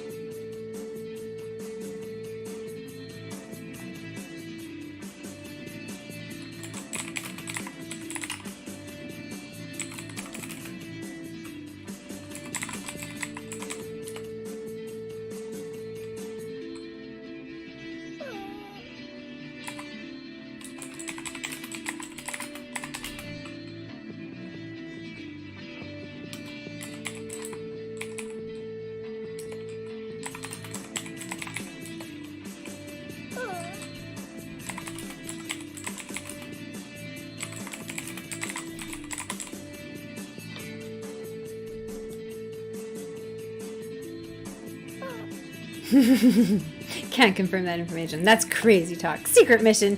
That makes no sense. No one's talking about that.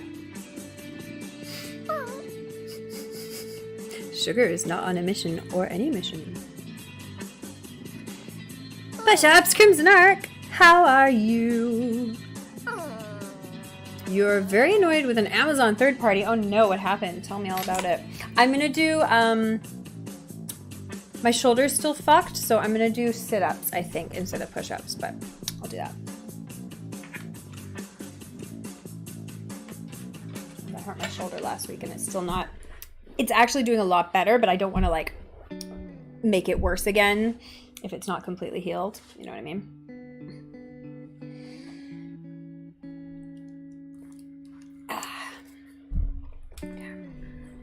And then I'm almost done my notes here, kind of what I wanted to write down.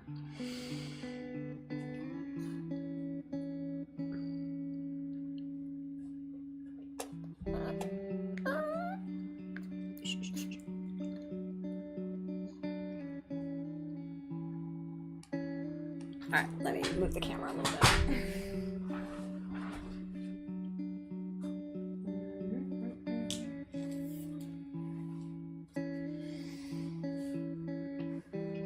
There it is. Okay.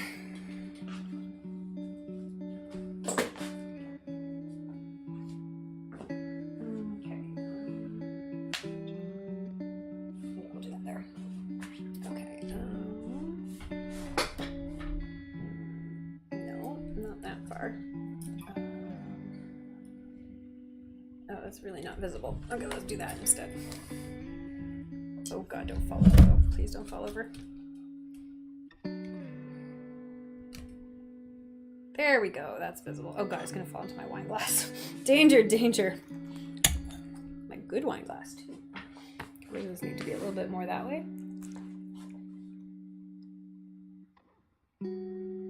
Oh, your phone needs to charge. All right, Captain Silent Author. Good discussion. Have a good night. Have a good phone charge. I'll see you in the future. And I hope you got some good writing done, apart from all the ranting. All right, sit-ups.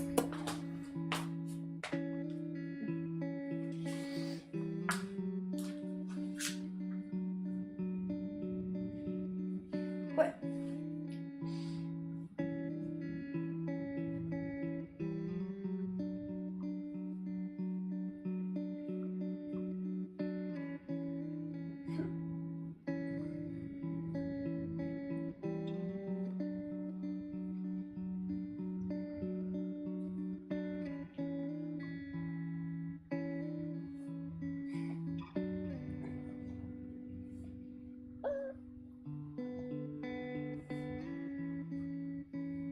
There we go.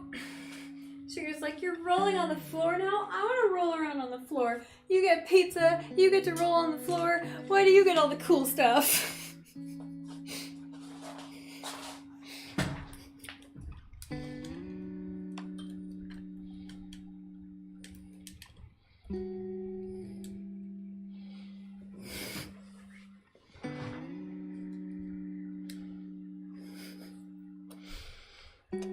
All right.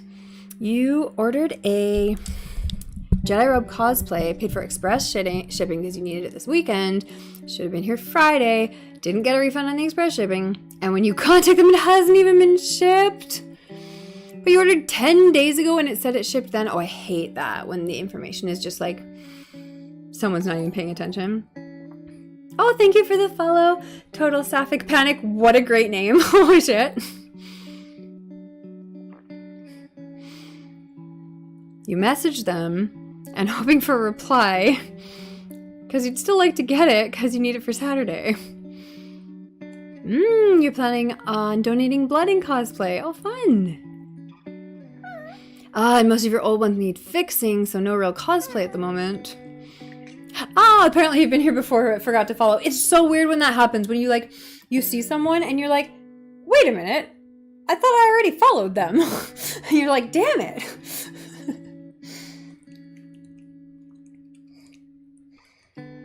But yeah, it's funny how sometimes you can get like caught up in like just like reading the chat or whatever, or like they raid before you get a chance to follow and then you forget to go back.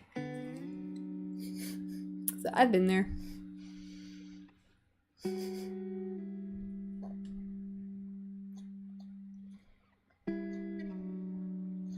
Especially like when you're on like a raid chain and it's like it's like further back on the beginning of the raid chain, and then you're like, crap.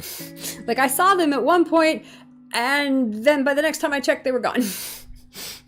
It was someone else. So you got the $40 for the shipping. Oh, that's good. But you're not sure how much you trust them. Yeah, geez. Sounds like they just really didn't know what they were doing.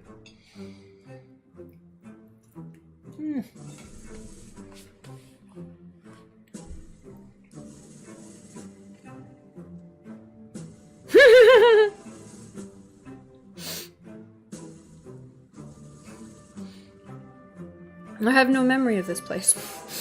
But you had 250 points. Raid chain. Yeah, we usually do co-working. 3 to 5 times a week we do art club on Wednesdays usually. We do writing club, second Monday of the month, that's today. And we do book club first Monday of the month. And then a bunch of other stuff kind of randomly. We try to do design club. We actually ended up doing design club last night because we ended up redoing the frames for this stream right now, and it's working so far, but we did a bunch of other frames that weren't working before, and we just like tested them all. And then we do fashion design, sewing, and some other stuff like that when I get the urge. And business club too. We do business club, planning club, all sorts of cool stuff.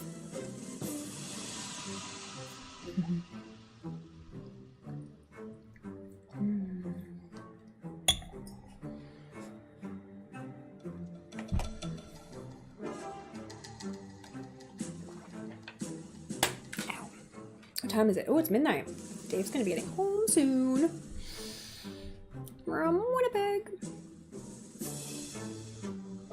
Tell me that's wine without telling me that's wine. This is raspberry watermelon, and it's so good.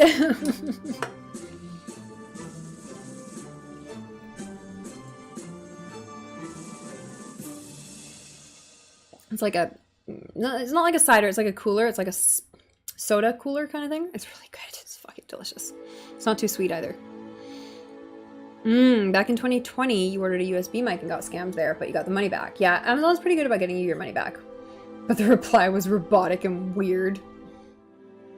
So this might end up being a scam too. Sometimes also it's not a scam. They put stuff for sale when they don't actually have the stock. Like just being like, yeah, we'll order the stock once we sell some. And then, or like they just put it up for sale and they don't put limits on it. And so then they sell a whole bunch and then they don't take it down until they start getting orders that they can't fulfill. And then they're like, oh yeah, we're out of stock on this. And it's like, so all the last like 20 orders just get canceled because they didn't have the stock or they couldn't get the stock. Or, you know what I mean? Like they do shit like that where it's like, they're just trying to make the sale first and then find out if they can fulfill it later. Yeah, cheers. You got white wine? Excellent. Speaking of coolers.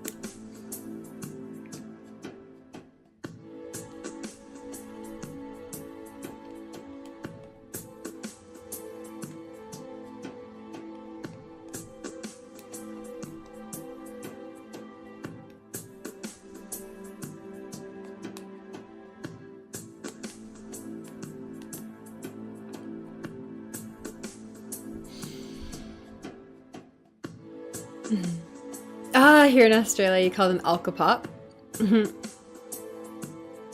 Despite literally no one uses the term pop.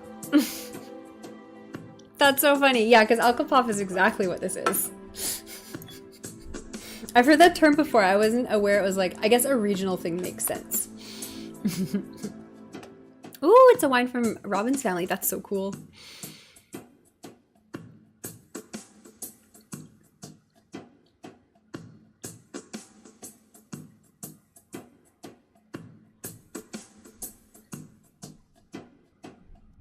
Ah, you had an Aussie roommate who called coolers something different. He was from Perth. Yeah, coolers, but like coolers such as Mike's Hard.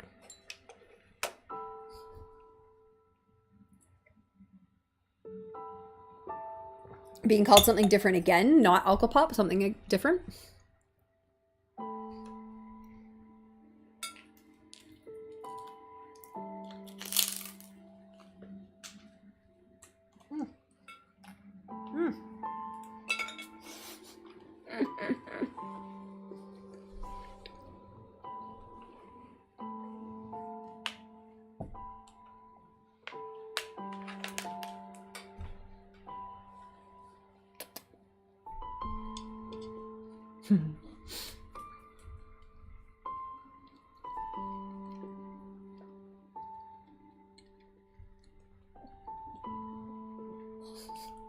Mixos, that's cute.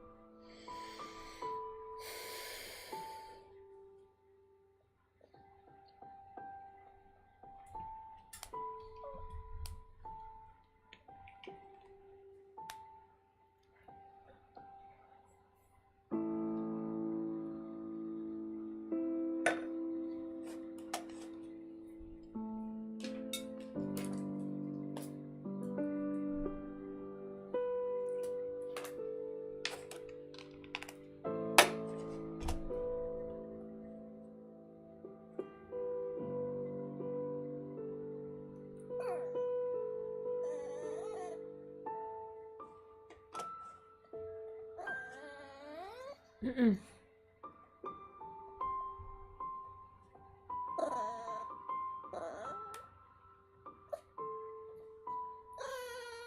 Mm-mm.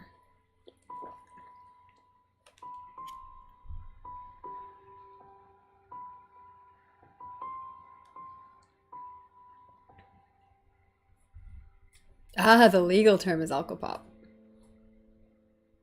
It's a tax to help with new drinkers getting smashed. Yeah, I mean, I don't know about universal, but definitely in America, Canada, smashed just definitely means drunk.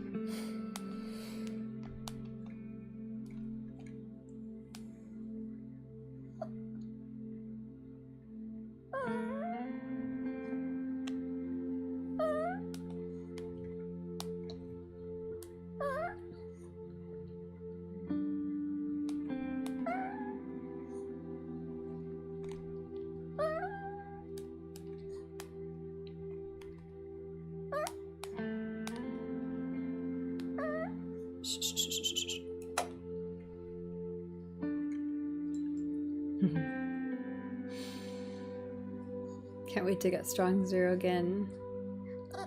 Over there, cheap alcohol is piss. Binge drinking is getting on the piss. And this results in being piss drunk or simply pissed. Yeah, we say piss drunk or simply pissed. We'd call cheap beer piss, but not, I think just beer.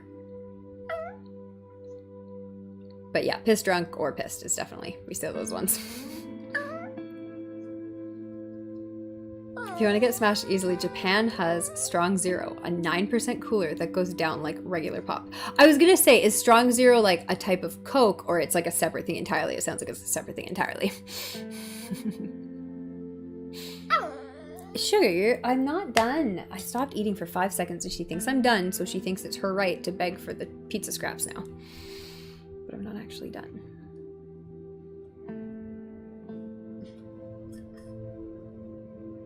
Yeah, this one's pretty average. It's like 4.5%, so.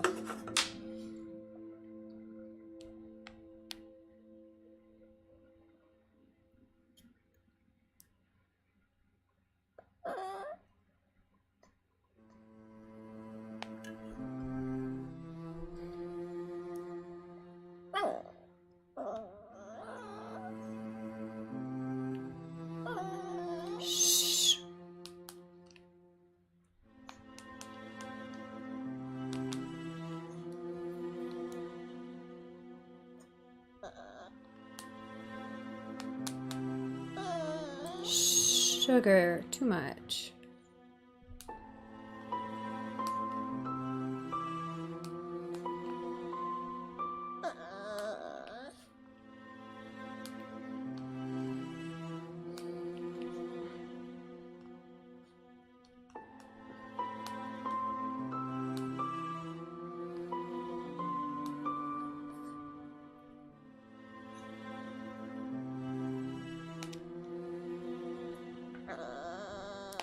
Sugar, you can't just whine like that. It's terrible. Terrible behavior. Adam brought you back one. It was so good. Melon! That sounds amazing. 9% melon soda. Oh, fuck. I miss melon soda. I should go to an Asian store. There isn't an Asian import store near me, so I haven't been to one in like over a year. Especially with quarantine and stuff. Like, I just don't drive to random stores and like anymore. And it's like, god damn it, I should. Because there's so many things within walking distance, but like not an Asian import store. Yeah, a standard drink. We have that too. I think some countries have slightly different measurements of how much a standard drink is, but usually it's about a shot. A shot of hard, or like a glass of wine, or a glass of beer, or that kind of stuff.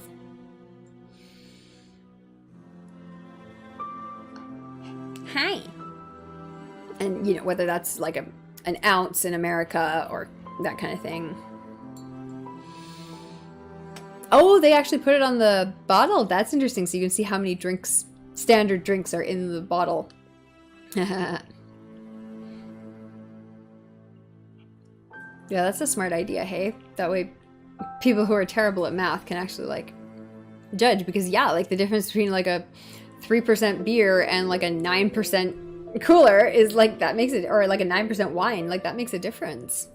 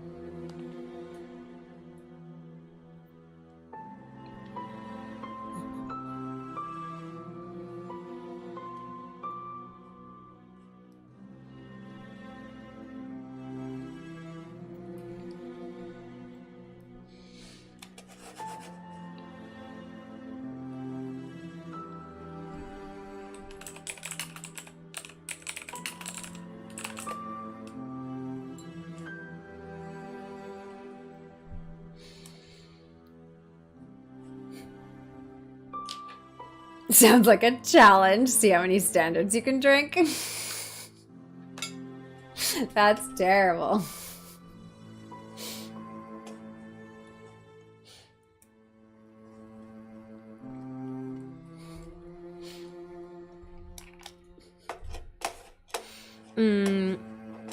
Local maximum blood alcohol is 0.08 in Canada for full drivers. If you're a new driver, like you're in your first year or two of driving, like you have a different license, and then I think it's 0.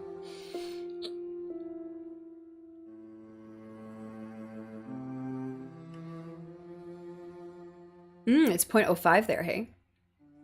Yeah, same in Canada. Like if you're a regular person, drinking 1 standard drink an hour is kind of where you want to be, to stay under 0.08. But again, like that's a little scary that it's only 0.05 there, because like as a smaller female, like that adds up a lot quicker than for a larger male 1 drink an hour, right? Like, so you could have 1 drink an hour and your blood alcohol is going to be higher as a smaller female. So yeah, I don't know, that 0.05 versus 0.08 could make a big difference. So that's kind of scary.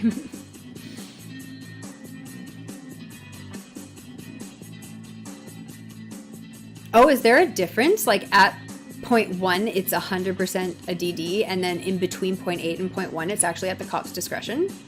I wouldn't go based on that. I would go based on 0.08, like, is it drunk driving? Because I don't think they use that discretion very often. Let's put it that way.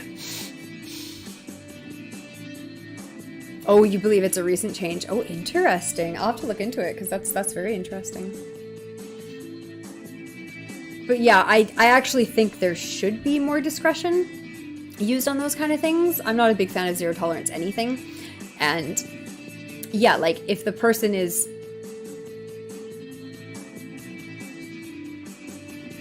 being safe, had a drink with dinner, you know, like maybe had a cocktail before dinner and a drink with dinner, and, you know, maybe like a aperitif after, and they're like driving home, is very different than someone who got smashed at a party or a bar. And I just think cops should be able to have that discretion. Yeah, a larger man could have 2 in the first hour, right?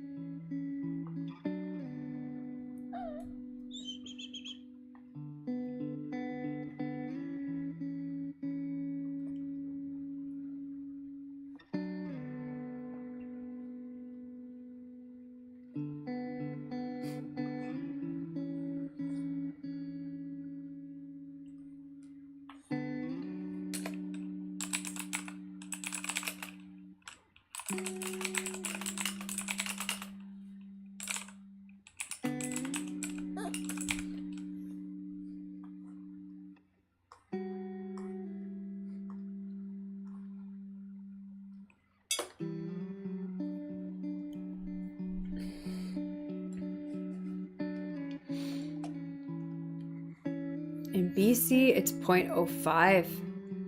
Wow, must have taken the cop's discretion away. And 0.08 where I am. Wow, in BC, it's 0.05. That's actually important to know, okay.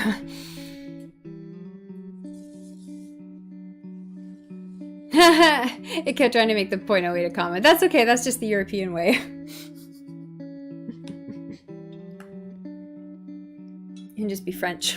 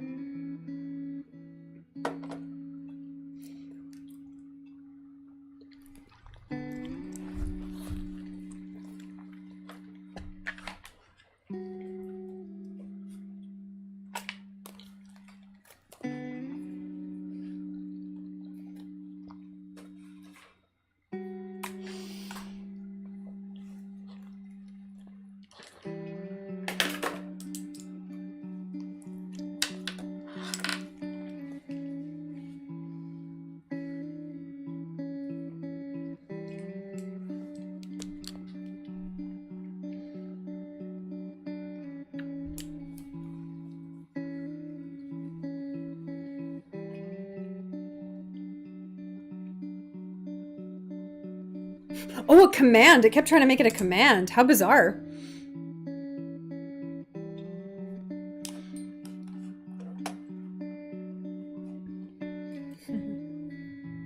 Well, either way.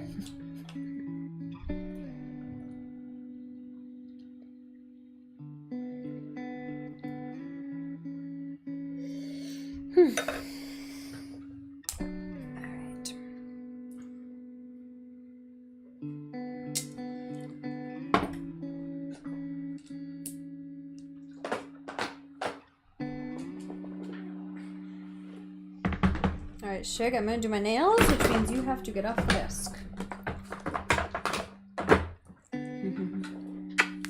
Oh, ow, Sugar! Jesus Christ, calm down. I've got you, trust me. She always freaks out, like, when I'm trying to put her down, like, right at the very last moment, and it's like, just trust me. I put you down. I'm not gonna drop you, except for when you squirm so much that I can't hold on to you.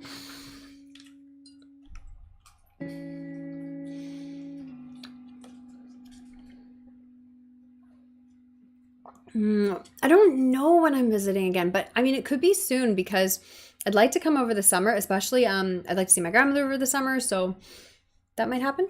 That'd be nice if it did. Ooh, you wrote a first draft of a noir flash fiction story today. Ooh, well, if you're willing, feel free to post a link, or just post it in the Discord. That sounds super cool.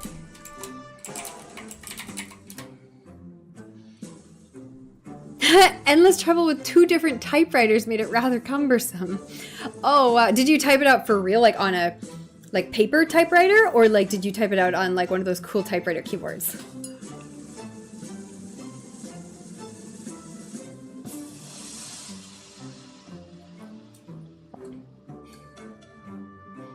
Yeah, flash fiction between 500 and 1,000 words. Basically like short, kind of like you write it in a flash kind of thing, or like you read it in a flash, or what, quick kind of fix. Got to get the first revision done, then it'll be the first digital version. Cool. Well, whenever you get it done, feel free to post a link, or post it. And if you have anything else you want to share, also feel free to post that in the Discord. There's a writing club channel in the Discord. Specifically.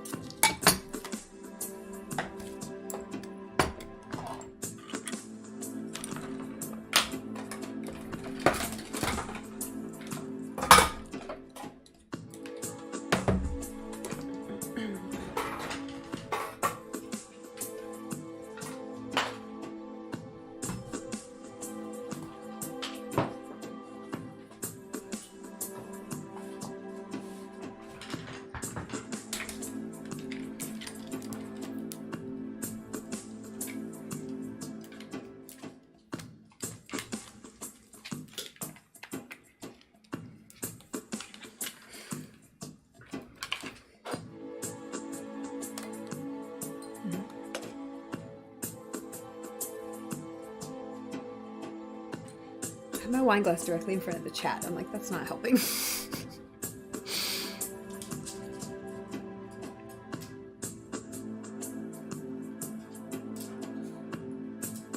Yeah, I used to read fanfics a lot. This wasn't fanfiction, it was something original. Very cool. Yeah, I like fanfics and I like original fics, so. I don't read much nowadays other than LN and anime subs. LN? You really want to get some decent, simple black over-ear headphones. And like super glue a bunch of spikes and stuff to them. I love it. I made a pair, I'm so mad I lost them. I had made a pair of like cool headphones with like butterfly wings on them at one point, and they were super pretty.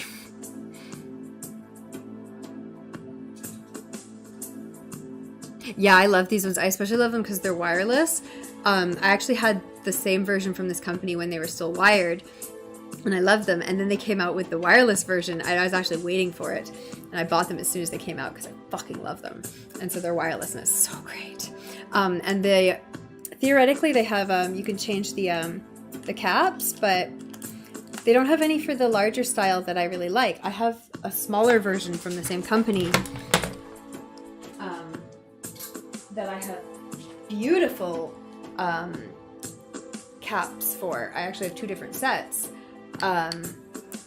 But they haven't come out with wireless version of this size yet. And so I still have the wired version. But I don't use them very often. I use the wireless version. But I actually really like the smaller size ones too. So I'm waiting for them to come out with the wireless version of that, and then I'll buy those too.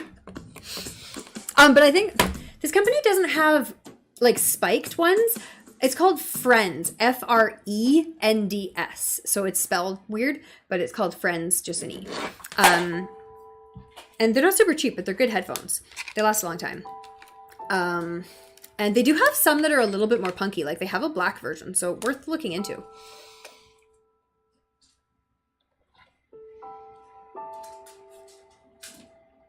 Oh, light novels and visual novels. Okay, got it. But yeah, they have a black version.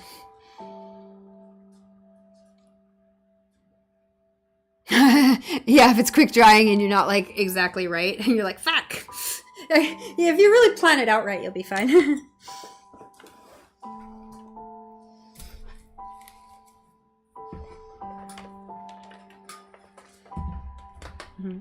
What was your flash fic about?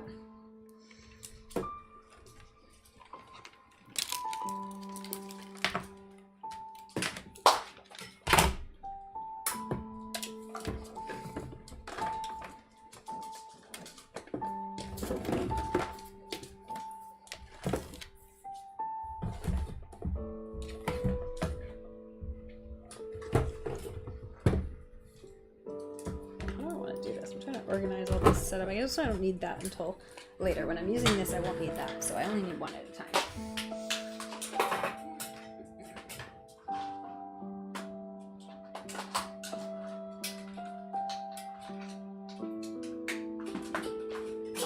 There we go. Yeah, good.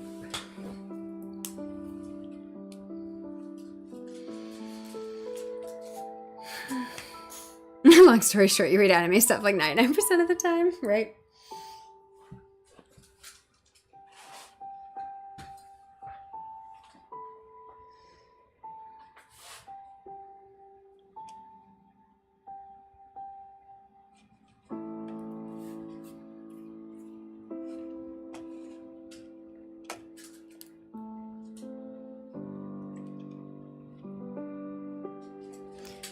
Noir, inspired by a Dennis Lehane quote. Ooh, what was the quote?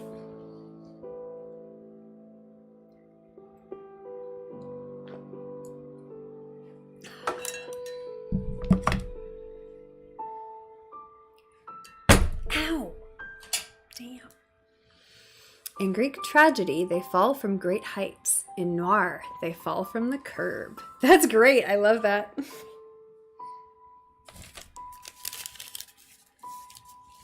I love that atmosphere, that kind of gritty, kind of steamy, kind of all of that stuff. All right, I'm gonna go take some of these plates to the kitchen. I'll be right back.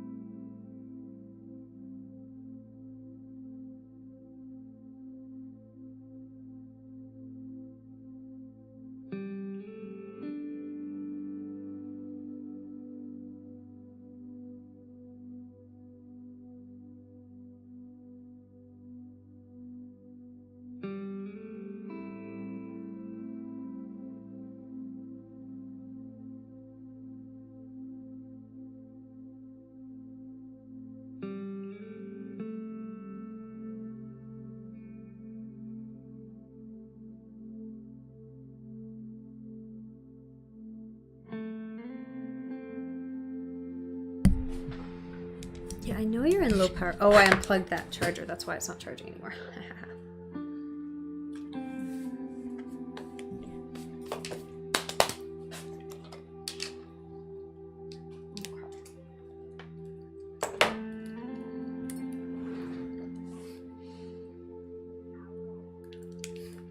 Oh, that's so funny. I was just thinking, I'm like, wait, I usually use the wired set for something on a regular basis, but I can't remember what it is.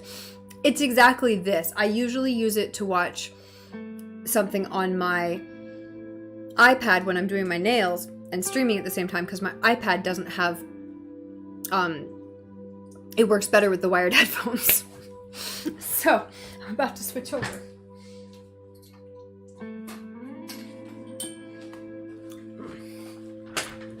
But let's continue setting up everything else instead. Oh my goodness, I have so much stuff.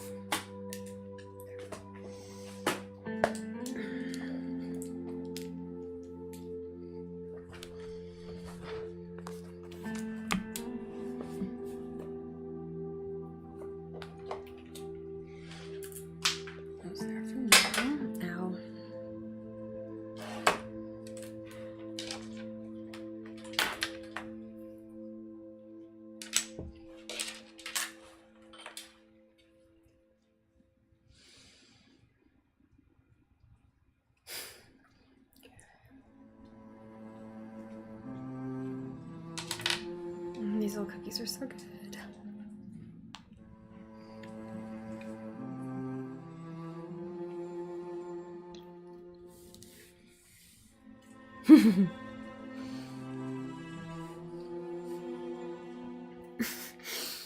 This music high-key reminds you of the soundtrack for This War of Mine.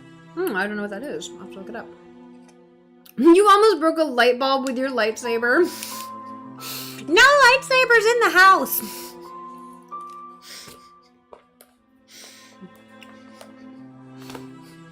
Thanks, Mom.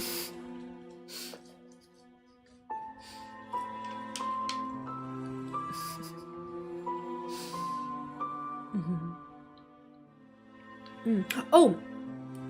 Alternatively, if you usually post your fix somewhere, like in particular, feel free to post a link in chat as well.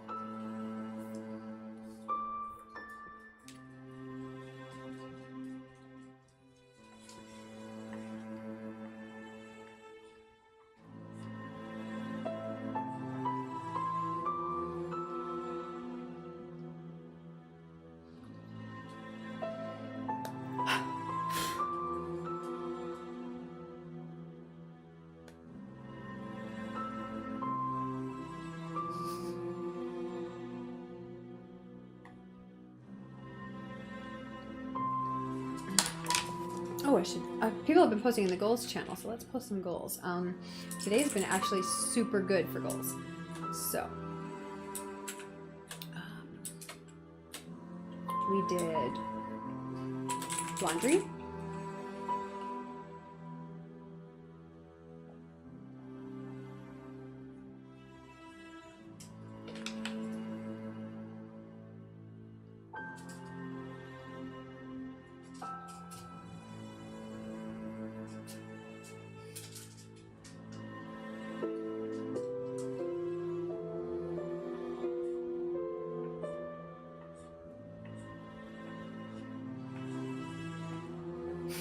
Where's the check mark emote?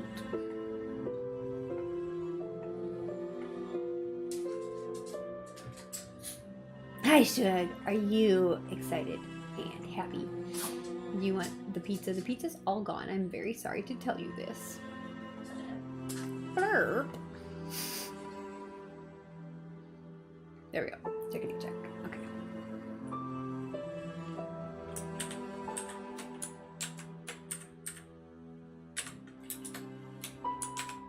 Bam. Okay. Change sheets. Yes. Writing club. Oh, dog walk. What else did I do? I did podcast notes. I did. Oh, dishwasher.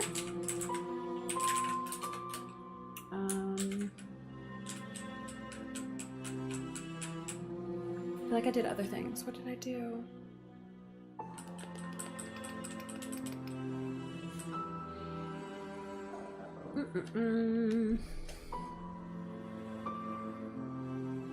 There's a good reason you should never have a real one. And that's also the same reason you'd go to the ends of the earth to get one. I love it.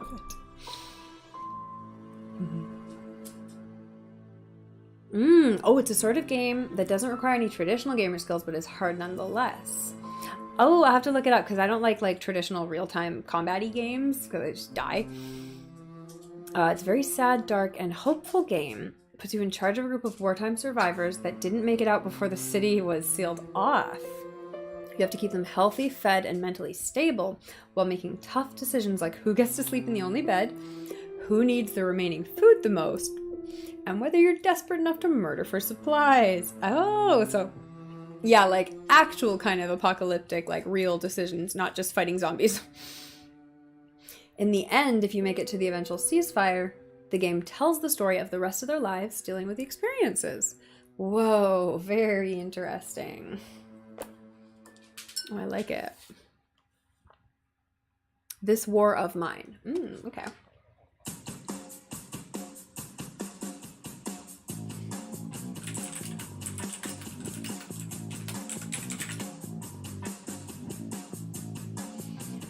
I had one more thing to add to this list. Laundry.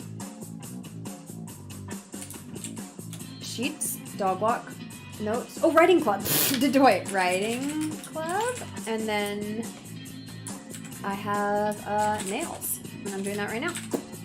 Oh, that shouldn't have been a check mark though. I'm doing that now. Edit. Backspace. There we go.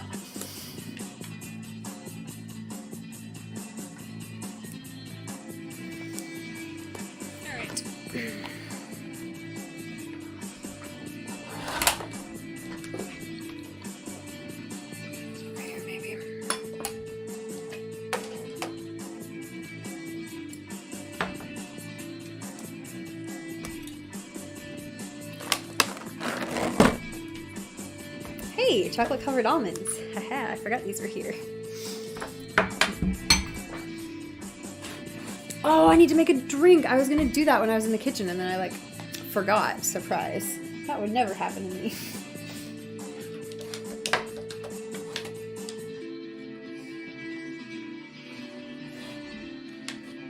I was a 2016 awards finalist. Won first place for emotionally evocative. Yeah, I believe that. Yeah, emotionally evocative game. Yeah. That checks. That tracks. Okay. This music is too loud now. That were good. Yeah, I'm gonna go make a drink. I'll be back.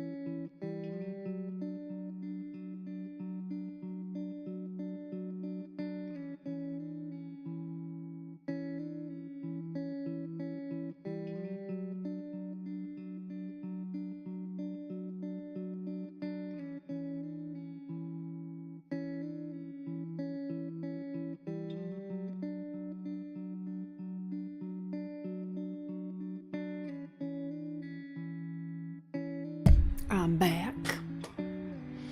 But yeah, the soundtrack, the visuals, the flavor text, it's all well done. It's a real-time game, so it can be a little stressful, but combat is mostly automated. You just choose a target and it does the rest. Mostly ends with one person or the other on the ground being stabbed or hacked repeatedly. Woo boy.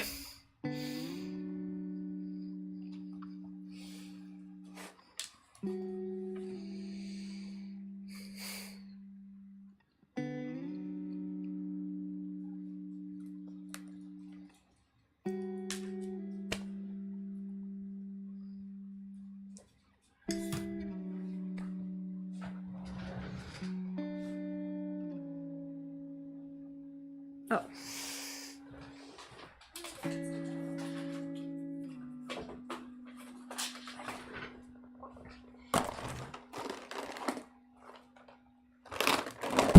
Too much stuff here.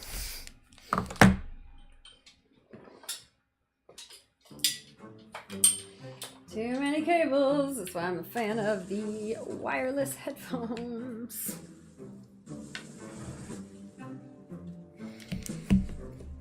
Okay, that phone charging it is. Okay, what do I have? I need to start with the drill. Is the most important part before I get into all this other junk. It doesn't matter because I still got a drill. Okay, I also need to change the stream setup.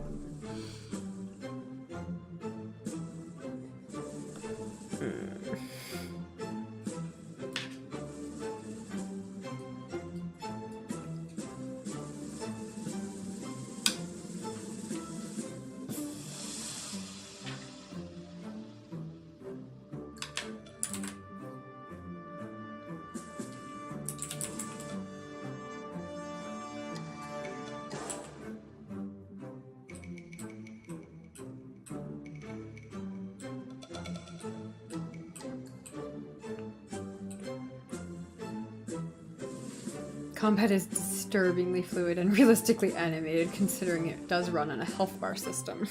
Interesting. I think I need one more coaster.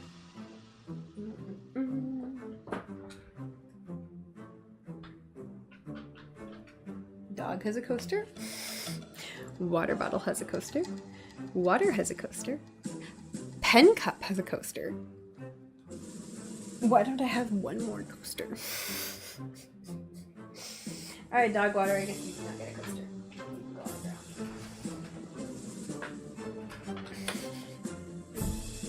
There we go. Oh, I should grab some cloths to put over the keyboard so they don't get dust in them.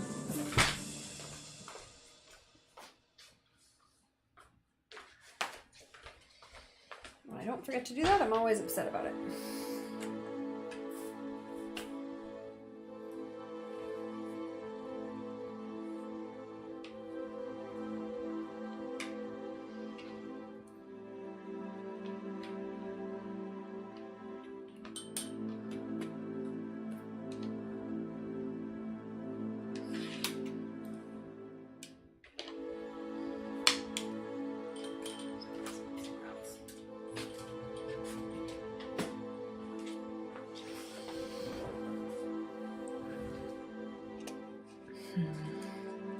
The game very much makes you feel everything.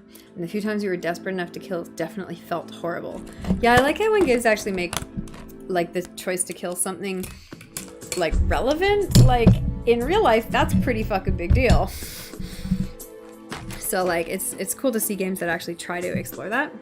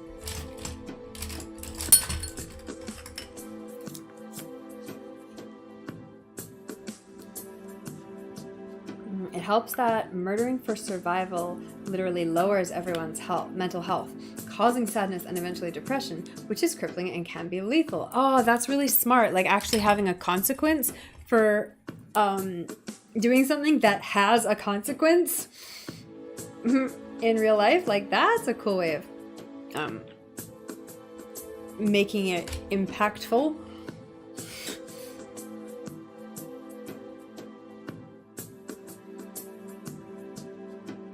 It's kind of like Sims in that you can give instructions, but if they're not in the mood, they'll do whatever they want. So yeah, if you don't take care of their mental health, they stop responding in the way that you expect them to. Which makes total sense and is a great life lesson. Like, if you don't take care of your mental health, you're not going to do the things you think you want to do.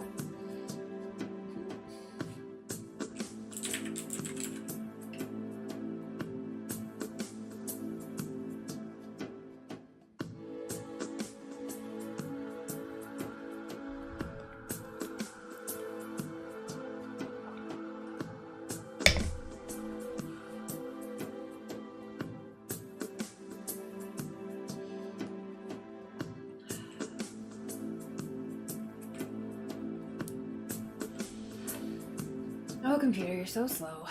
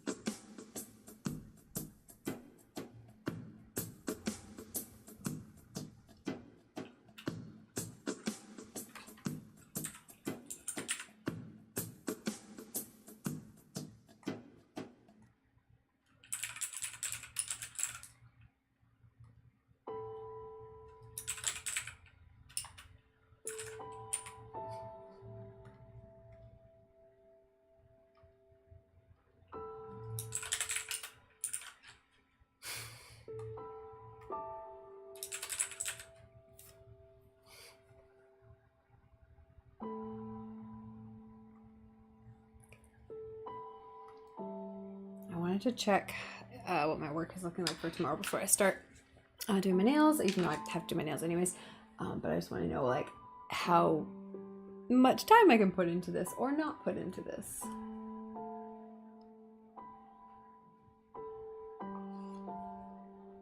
Oh, I missed the Monday meetup today.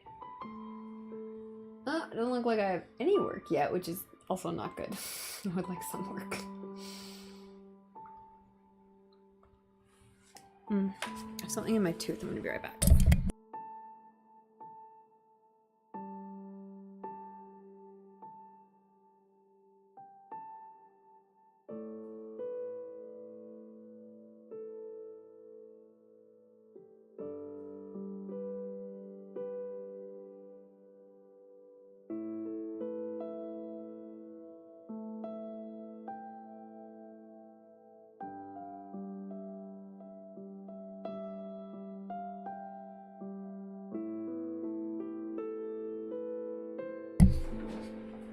Good old Rosemary.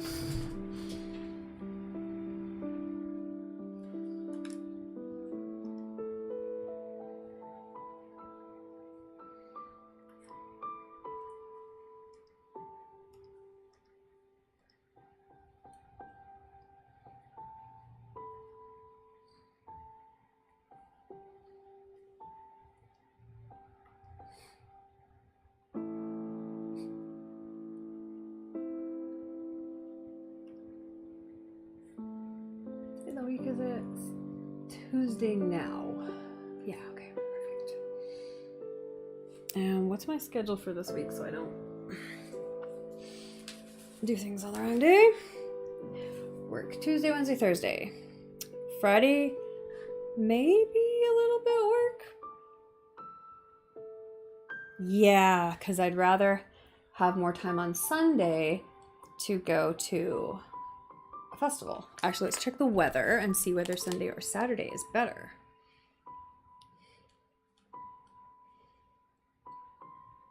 Oh, I am not still doing dog walk. Stop.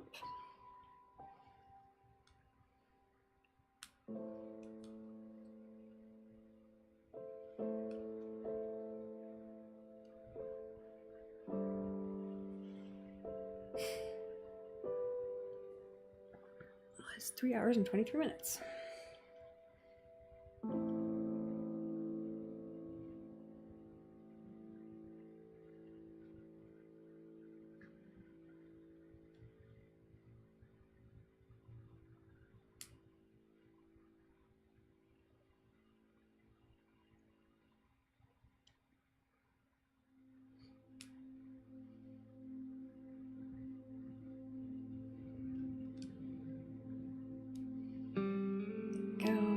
Okay, perfect. Weather report.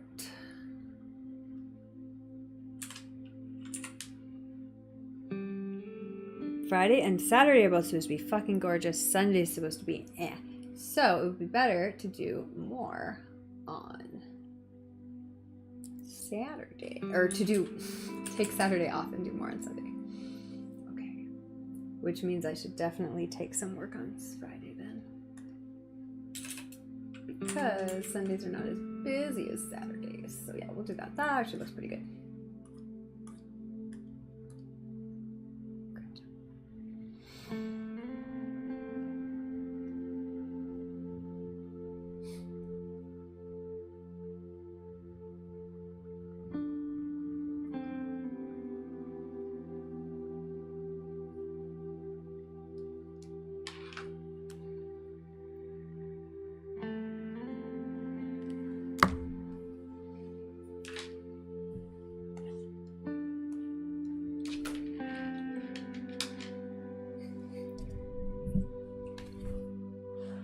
Ooh, you have a tattoo consultation on Friday. What tattoo?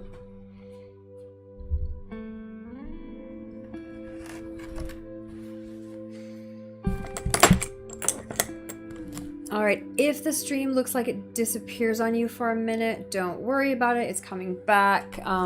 If it's gone for like a weirdly long time, just refresh. But usually it should just fix itself.